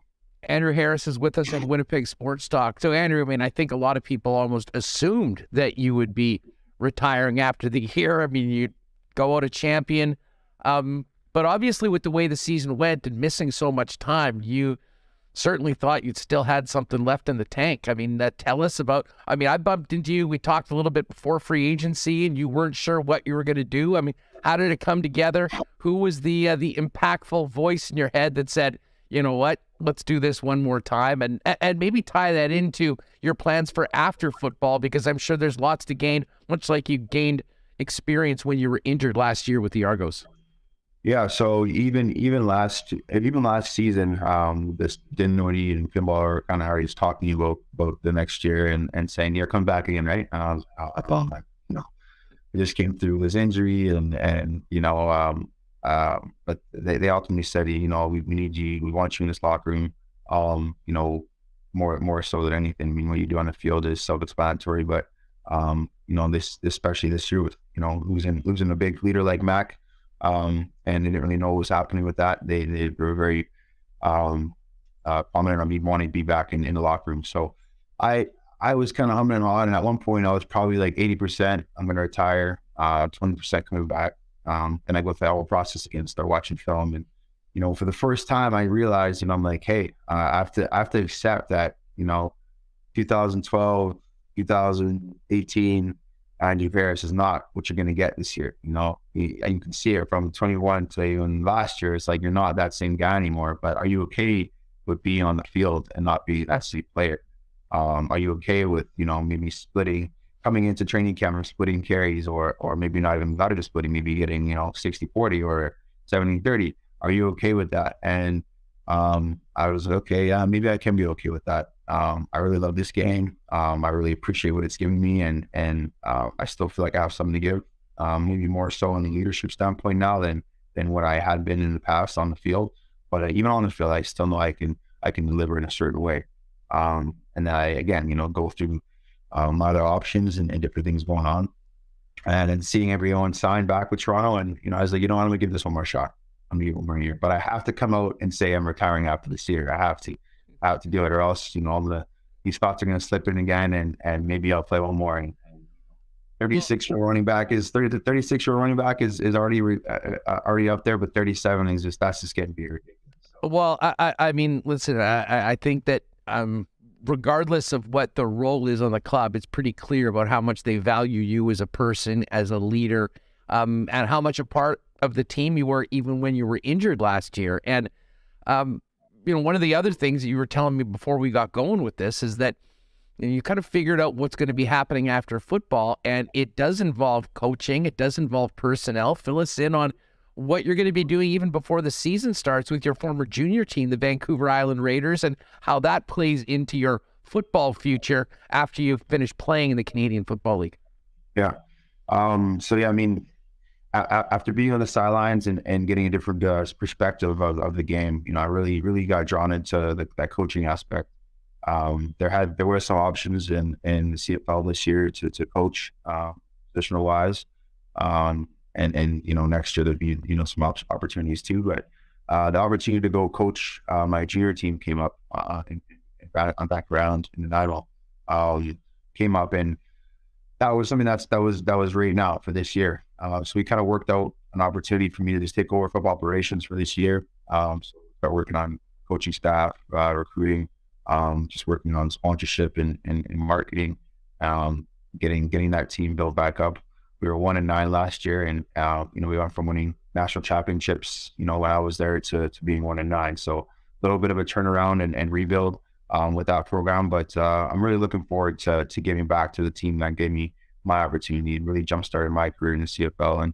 And it's 17 to 22-year-old men that are just on a change in their lives and a transition in their lives. And junior is a very different dynamic. There's guys that are just senior lifers that played 5 years. There's guys that's a stepping stone to go to university, play 1 or 2 years and go to university. There's guys who play, 2 or 3 years and then go play professional, or get that opportunity just like I did. So, and there's lots of guys who just, want to go and get to the workforce. So for me, I really have been a driving force of wanting to impact people and impact people's lives. And I want to be able to impact young men's lives and change some of the courses and make sure it's a positive atmosphere. So that's what got me into where I'm at today. And I really became a man when I went out there, and I want to be able to push that forward and give back. So this year, football operations, while I'm playing with the Argos, and then after I'm done this season, I'll be back to Winnipeg to kind of shore everything up that I have here, and I'll be moving to Nanaimo full time by next year, January, February. Well, it's really exciting, and I'm happy that you've got that planned out, and it seems like a great opportunity, one where you can be very impactful with many young people. And listen, I mean, it was bittersweet for Bomber fans to lose the Grey Cup, but I think that considering what you brought to this city and to the organization and the difference you made in those 2 previous Grey Cups, there was a lot of people that even with their team losing, felt pretty damn good for you. Andrew, it's going to be great to see you one more run in the Canadian Football League. Can't wait for the Bomber Argo game this season. Although I don't, is it again? You guys are coming to Winnipeg? No, we're there in September 29th, I think. Oh, okay. I remember seeing the schedule. That'll be a special one, I'm sure, for you and for a lot of people. But continued success, man. Congratulations on that 3rd Grey Cup, even if it was at the expense of our Bombers. And we'll look forward to catching up again really soon. And can't wait to see you back out there. I'm really happy that, we'll get to see a little bit more Andrew Harris, but that football will continue to be a big part of your life. I appreciate you. Yeah, I mean, again, great job at what you've done with the show, and it's always great bumping into you off air. So I'm sure I'll see you around, and take care, guys.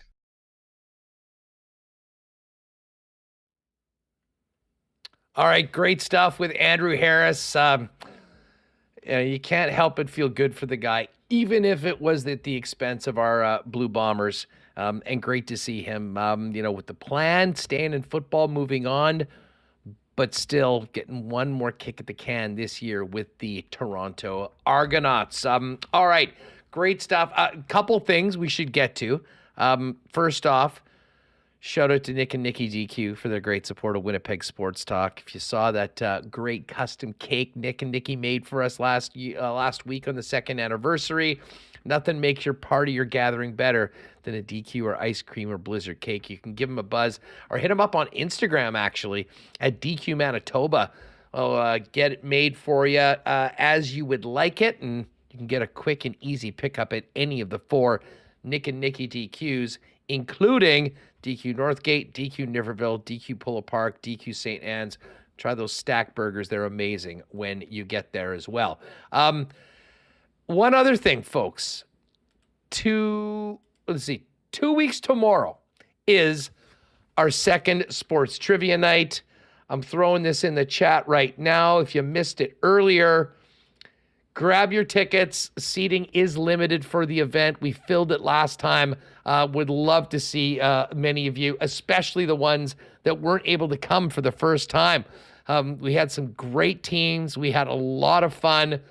And I guarantee you the beer is going to be amazing over at Little Brown Jug in the Exchange.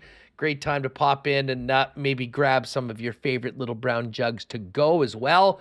But join us March 29th in the description. And if you're listening on the podcast, it's winnipegsportstalk.com/links. The link is also in the description of today's YouTube show. So count yourself in. Questions are being curated on a daily basis, and we will look forward to seeing you 2 weeks tomorrow over at Little Brown Jug. I got to give a shout out to, I got to go back in the chat a little bit, but I think C. Palby joining us from Seville, Spain today. How cool is that? Shout out to all of our Spain listeners as well. And I see we were all getting some action in the chat. Everyone, settle down, would you? And Oleg, stop spamming or you're going to get a Roscoe Pico train. I am trying to get amnesty for Roscoe's YouTube feed. Roscoe, if you're out there, I'm lobbying for you. No. But the best way to get on the wrong side of the mod, which is the CTO Michael Remis, is 2 things: fake news in the chat and spamming. And Oleg, I saw you going with marbles. That's definitely a yellow card from Remo. This is not fake news, though, Remis. This is breaking news. We've been talking about the possibility of this throughout the show. The worst fears, it sounds like, have been realized for the Hurricanes, who the Jets will play tonight. Knew Svechnikov wasn't playing this evening, but it sounds like he is done for the year. What a blow. Their high-scoring, top first-line right winger out for the year. Yeah, they just reported Stephen Wino, I see, has it on Twitter.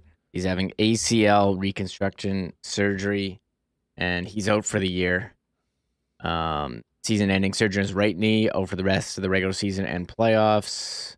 Crushing blow to the Carolina Hurricanes Stanley Cup hopes. That's rough, and as someone who has Sebastian Aho in fantasy, is probably not good for that as well. Man, crazy. Only 22 years old. Tied for second on the team with points with 60. Third on goals in 23. That's a big blow to them. And they've already gone 2 games in a row now without a goal. Is this coming at the right time for the Jets? Will this be another letdown game? I mean, that's tough, man. That's a real blow to the club, especially a team that's been all of a sudden having some trouble scoring.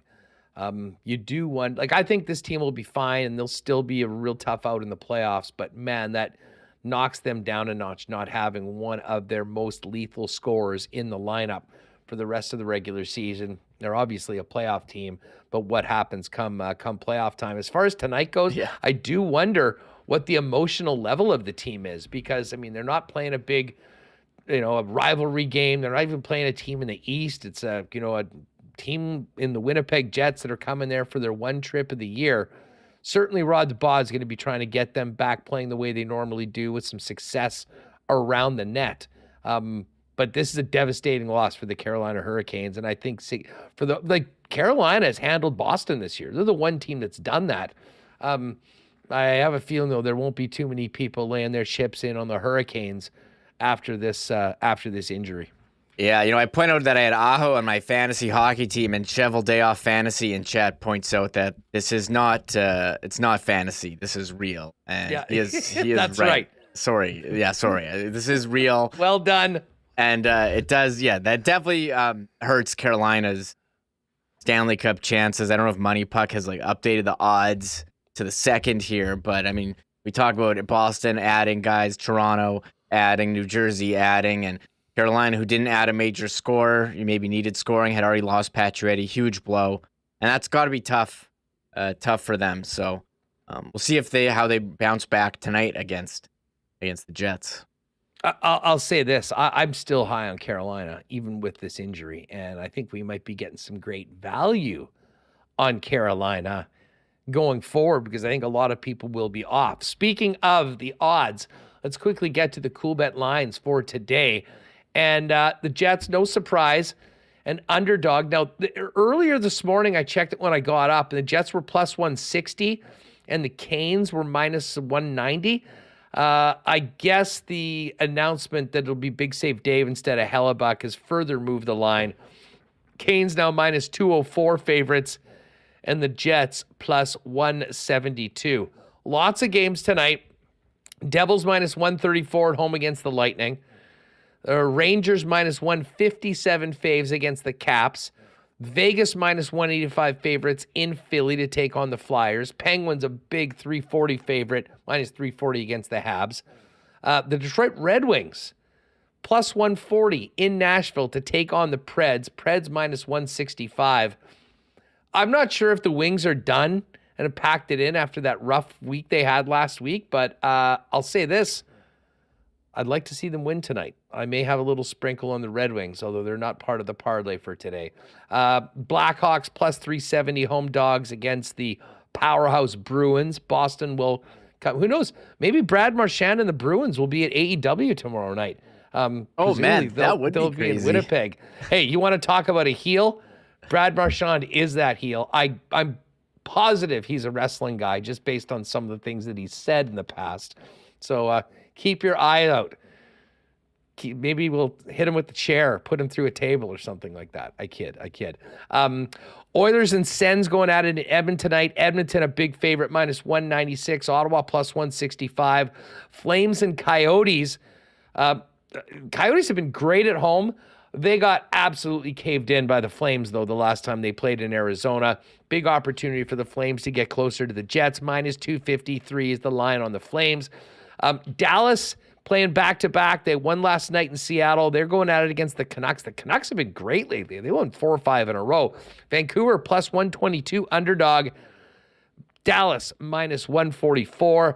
And the late game, Kings and Islanders. Kings minus 130. Islanders plus 111. And, we do have the Sharks and Blue Jackets in a game that means absolutely nothing except for the draft lottery. Sharks minus 145 and the Blue Jackets plus 123. I do, for my daily pick, we didn't get the draw yesterday. Going back to the well. Remo, let me ask you this. I haven't told you this. We have not spoken this before. If you were going to pick a game tonight to go to overtime, which is the game on the docket? Islanders Kings. Boom. I'm with you. That is the daily pick for Coolbet. Was that your pick? Yep, that is it. That is it right now. And if you do want to jump on that, there you go. You got to take the 3-way, the home tie away. So draw plus 320. That's the pick for the daily pick. But I also did a little exclusive today, which if you hit the exclusive, you'll see the Lock Shop Partner Parlay. 3 games, money line. We've got Vegas Golden Knights over Philly. We've got Rangers over Washington. And I'm taking the Canucks over the Stars. Dallas played last night. They're going right back at it. Vancouver will be rested. Vancouver's on a real roll right now. And there's nothing that will infuriate Canucks fans more than another win, which is why it'll probably happen. So this one was plus 460 when I put it in. They got a nice juicy boost to plus 530. So if you like the parlay, Vegas, Rangers, Canucks, it's plus 530, way better number than you get manually. Get it over at the Coolbet exclusives. And if you haven't played a Coolbet before, when you make your first deposit, use the promo code WST. Hook you up with a 100% bonus up to $200 on your first deposit. I'm fired up for this game tonight, Remo, and man, I cannot wait. This week is going to be so much fun. Big game tonight. Tomorrow, the AEW event that I know a lot of people in the chat are geeked for. And then, man, you want to test yourself in the National Hockey League? Bring the Boston Bruins to town. They've beaten just about everyone. What a great test that's going to be for the Jets. And, of course, Connor Hellebuyck, who we assume will be starting after Big Save Dave gets the final game on this road trip. Oh, yeah. Big week here at the show. Jets, Hurricanes. I'm hoping for a win. Shout out to Isher Boy Bruce. Said he just got tickets to AEW. And I'm with you on this Coolbet exclusive, too. I like the Canucks on the mound. They've been good since Demko's been back. So, yeah, big night. And, people are asking us about Morrissey, game time decision. Although Mike really didn't seem optimistic that he would be in. We'll have to wait and see the game time. So be tuned in at, half hour before the game for warm-ups on Twitter. And yeah, Mike and Ken will have all the information from the ground. I'm sure Mitch Clinton might also put something out from the Jet circles, and the guys will be back to do it all over again. And then a 6 a.m. flight tomorrow. We'll see whether I know Mike's a huge wrestling guy. I would be surprised if those guys aren't at the arena tomorrow night, and they'll certainly be there on Thursday as the Jets take on the Boston Bruins. One other injury that we didn't mention, Arturi Lehkonen, Remo, out with a broken hand, sounding like 4 to 6 weeks for Lehkonen. That's a big loss. that is a big one, and he was a huge pickup for them last year at the deadline, and played a huge role going on to winning the cup. And this year, he's played top six role, top line role, 49 points in 62 games. These broken hands, broken finger, 4 to 6 weeks, and he's having surgery. That's it. Man, they're battling injuries all year. Colorado, Landeskog hasn't come back. Nikushkin's been out. McKinnon was out at times. Makar out. And you think you get everyone back, and another guy goes down. So they're gonna be battling this all year, I guess, Colorado. Yeah, big players going down like the host Hurricanes have had with Svechnikov out certainly does not help the cause. Although the Jets weathered the Tampa Bay Lightning without their all-star defenseman Josh Morrissey. We'll await to see whether Mo is in the lineup tonight, closer to game time. Did you see Connor McDavid last night? Was it last night or the night before? It was last night at the Junos. They're not going head-to-head versus the Oscars on Sunday, so big awards. But yes, McDavid, man, he looked good in a suit. Looked excited to be there, which was a shocker for him, Huss, and not exactly the guy who shows the most emotion out there. Presenting Nickelback on Canada's Walk of Fame or Music Hall, whatever it was. Hall of Fame. You're inducted into the Hall of Fame. Proclaimed his love for Nickelback there. So loves him. Grew up listening, part of his many memories. Here's the truth. Everybody loves Nickelback. However, it has become cool to hate on them. So there's a lot of people that claim that they are better than everybody else. I don't like Nickelback. And the minute one of those songs comes on, they start to get into it. And then they catch themselves before people see them actually enjoying Nickelback, because they are Canadian music icons and now Hall of Famers. Yeah, I think people were not on board with the song he said that was his favorite song on the red carpet with E.T. Canada. I'm trying to remember what it was, but I was not the song. Rockstar, and was it Rock? Yeah, I think it was Rockstar, right? Yeah, and then he said his dad's favorite one was, I'll be honest, I can't remember what all the songs are called, but you know them the second that you hear them. I'll give you my favorite Nickelback song, and one of my friends texted me. He wanted to go to the show too. I know they put on an awesome show. So I didn't see them when they were here in 2000, I think, for Silver Side Up, which is an amazing album. Every song is good. But I'll say, well, I like Hero, actually. Does that count? Does Hero count? Do they play that one? Hero? Yeah, with Chad Kroger from Spider. Did he say that? That's Come like that was on. like the top song. That's the word. That's like saying what's your favorite Bryan Adams song? Oh, the love song from Robin Hood. No. Well, I can't say Hero. That is an Well, you elite can say song. Okay, well, I like. What about So How many You other Remind Me acoustic version? I like that. That'll be good. Too bad. I like every song on that album is good. Silver Set Money Bod's pretty good. Never You're Again, making man. me feel nostalgic. I remember seeing Nickelback back at the zoo Yeah. on Osborne. This is they were getting going, and now it's making me think the zoo is now demolished. They're finally building something there. I'm not really too sure what it is. I'm sure it's a multi-use building with some condos and some nice street front stuff. But I will always miss the zoo. But there's still a few good dive bars in this town that I can go and do my thing at. So anyways, we wanted to mention McDavid being part of the festivities. Apparently some lady ran on stage while Avril Lavigne was getting her award, and she told her to get the F off the stage very forcefully after she won the Fans' Choice Award. Avril Lavigne, Nickelback. What year is this that these guys are at the awards, Hustler? But yes, hey, you need some viral moments for the Junos, and having someone run on stage and Connor McDavid doing what the crowd was fired up there in Edmonton for McDavid. So, well, and you know what, Edmonton, that is Nickelback country too. I mean, I did see a thing. The Oilers were coming up. They said, "What's your favorite Canadian music act?" And there was a few Biebers, there was a couple Drakes, but Nickelback, I think, did win. They were the number one most popular Canadian act amongst the players of the Oilers. I guess they probably gave them a few choices. There's so much going on in the NFL right now. Just before we go, there's we can't too get much. to all of Hacksaw's these. gonna come on. I got to talk to him. Yeah, exactly. We'll chop it up with Hacksaw with the best of. However, I'm sure you guys are all paying attention to the Aaron Rodgers drama. No. Well, Rodgers, Trey Wingo yesterday said that basically it was done, that he was going to the Jets. That obviously didn't happen. But Diana Rossini from ESPN, earlier today, by the way, it was reported that the Jets were about to sign Alan Lazard, former Packers receiver.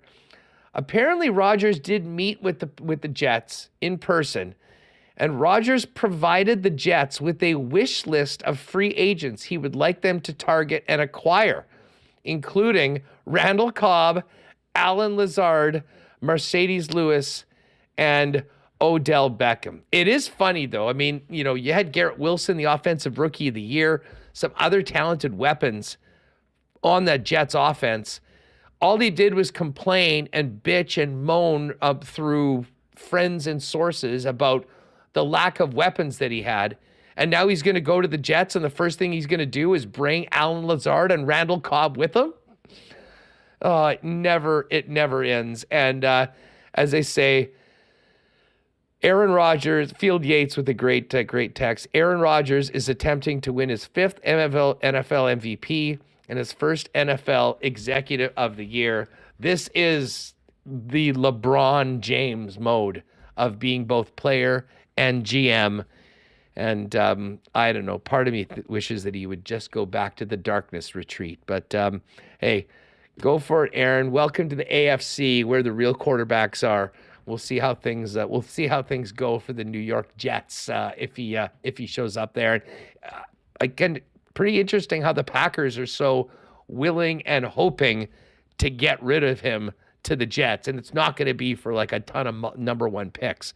It'll be get rid of the contract, get a little bit of compensation, and then they can move on without Aaron Rodgers. And I think it certainly sounds like everyone in Green Bay is very much ready to do exactly that.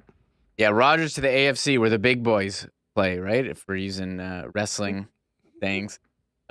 Just a couple. Huss, you got Leighton Janis. Thought it was funny you dragging mixed-use buildings. And I'm getting heat in the chat for saying Hero was my favorite Nickelback song, because it's not actually a Nickelback song. It's a Chad Kroger song featuring Josie Scott, but I don't care But I do like a lot of. I just like that. That I guess Remis, it's obvious. album. Remis is more a ballad guy. I mean, That when was it comes that down was like to the all the number rockers, one song when it came out. It was everywhere. That was yes, the best. I know. Song. And I mean, and then they for just the same copied reason, it. Sorry, go. Well, I mean, that's the reason why I brought up the Bryan Adams. Like, Bryan Adams had all these great rock songs and bangers through his entire career. Then he goes and does the sappiest ballad of all time in that Robin Hood movie. And because the movie's so big, it becomes this massive song. And to me is the worst ever representation of Bryan Adams' music, although I think he did sort of go pretty soft later on. But this is a guy that cuts like a knife, summer of '69. I mean, all that. So that to me, Hero is Nickelback's everything I do it for you. What's the difference between Hero and like Someday, and what's the other one? Photograph. Hero's just the original one of those. Come on. I don't know. Photograph. The best thing, by the way, just to finish this up, we all remember the video of the photograph where he goes, "Look at this photograph," and he's holding the photo, and people change it all the time. Yeah. Well, it was the picture of Connor McDavid and that famous Asian couple hugging him, that older couple hugging him at the airport. That's what was in the photograph when Chad Kroger was doing it on that. Oh, that made the rounds yesterday. Some great. Oh my God, the chat is on fire right now. Some good stuff. Yeah, you can clip that. Winnipeg Song Talk. Well, it is the Juno week. We had to do it.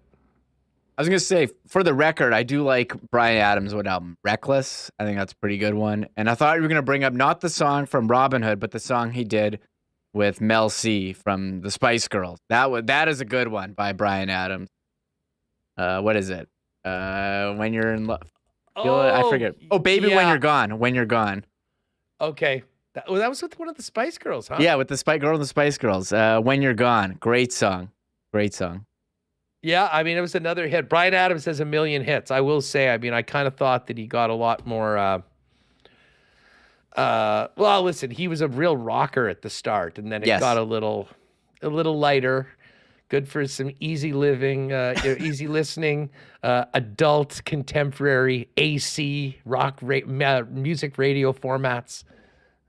But hey, everyone loves Adams. Everyone, even if they don't admit it, loves Nickelback.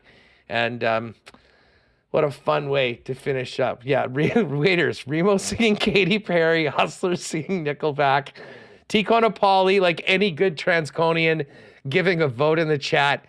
Don't forget about Kim Mitchell, everyone. Hey, we'll turn the patio lanterns on. We will get ready to go. And by the way, Remo, just before we go, because we do got to get this pod up. It's a game day. People want to get it before the game. We're now 2 days in to daylight savings. Oh, yeah. I'm already in on this. Yesterday, it was light at like 8 o'clock. And I woke up this morning and it was still sort of dark. And I figured it was way earlier. It was actually after 7. But that's fine with me. I don't mind if it gets dark a little bit later. I am just pumped that we now, for the next however many months, are going to have tons of sunlight at night. It is such a game changer to, at least to me. I find that it makes a huge difference with just what I want to do, whether I want to go out. I feel much more energized. And as I said, I can handle if you're going to keep, if people don't like a time change, we got to keep it where it is right now for the whole year. People wanted me to like rant. I like that it changes. I think it fits the place we live. I think if you had it all year, I don't disagree. Wouldn't it be too dark in the morning? Like, I don't know. It's just something you got to do. The time change. Like maybe it sucked for like a day because I have kids, but I don't know. Like you adjust and move on. I don't know. I like the time change. I think we got to do it. It's just where we live. And I think in the summer you have to have daylight savings time so you get those long evenings. It's the best. I mean, to be able to, I mean, I remember I could finish my shift at 6 o'clock, drive out to Breezy, tee off at 6:30, and there's a good 6 weeks where you can get a full 18 holes in. before the end of, before 10 o'clock or right around there. So anyways, we're back in the goods part of it. And I'll tell you what, we've got a lot to enjoy. Some good nights this week. AEW tomorrow, Jets Boston on Thursday, St. Patrick's Day on Friday, Jets Predators on the road in the afternoon on Saturday. Govern yours Friday night accordingly for that one. And then another big one on Sunday night. So lots for us to talk about here on Winnipeg Sports Talk. Enjoy the game tonight. Tomorrow is AEW Day in Winnipeg. We'll have some fun with that. And, of course, have full reaction to tonight's game. And Murat Atesh is a real interesting piece on The Athletic, looking back to the deadline, some of the narratives around it, and asking a question if he was wrong. So I can't wait to talk to him about that. We'll also, of course, get to tonight's game. Thanks to all the sponsors that make this show happen every day. Thanks to Tripp Tracy, Mike McIntyre, and, of course, Andrew Harris. Folks, enjoy the game tonight. See if the team can come back with an improbable sweep of this 3-game road trip, and then back tomorrow to get ready for the Boston Bruins. For Michael Remis, I'm Andrew Paterson. Tell a friend about Winnipeg Sports Talk. Make sure you subscribe on your favorite podcast feed and on the YouTube channel. And we'll catch you tomorrow for a Wednesday edition of WST. Oh, my God! Oh! Shut it down! Let's go home! Thanks for tuning in to Winnipeg Sports Talk Daily. Make sure to subscribe on YouTube and your favorite podcast feed at winnipegsportstalk.com.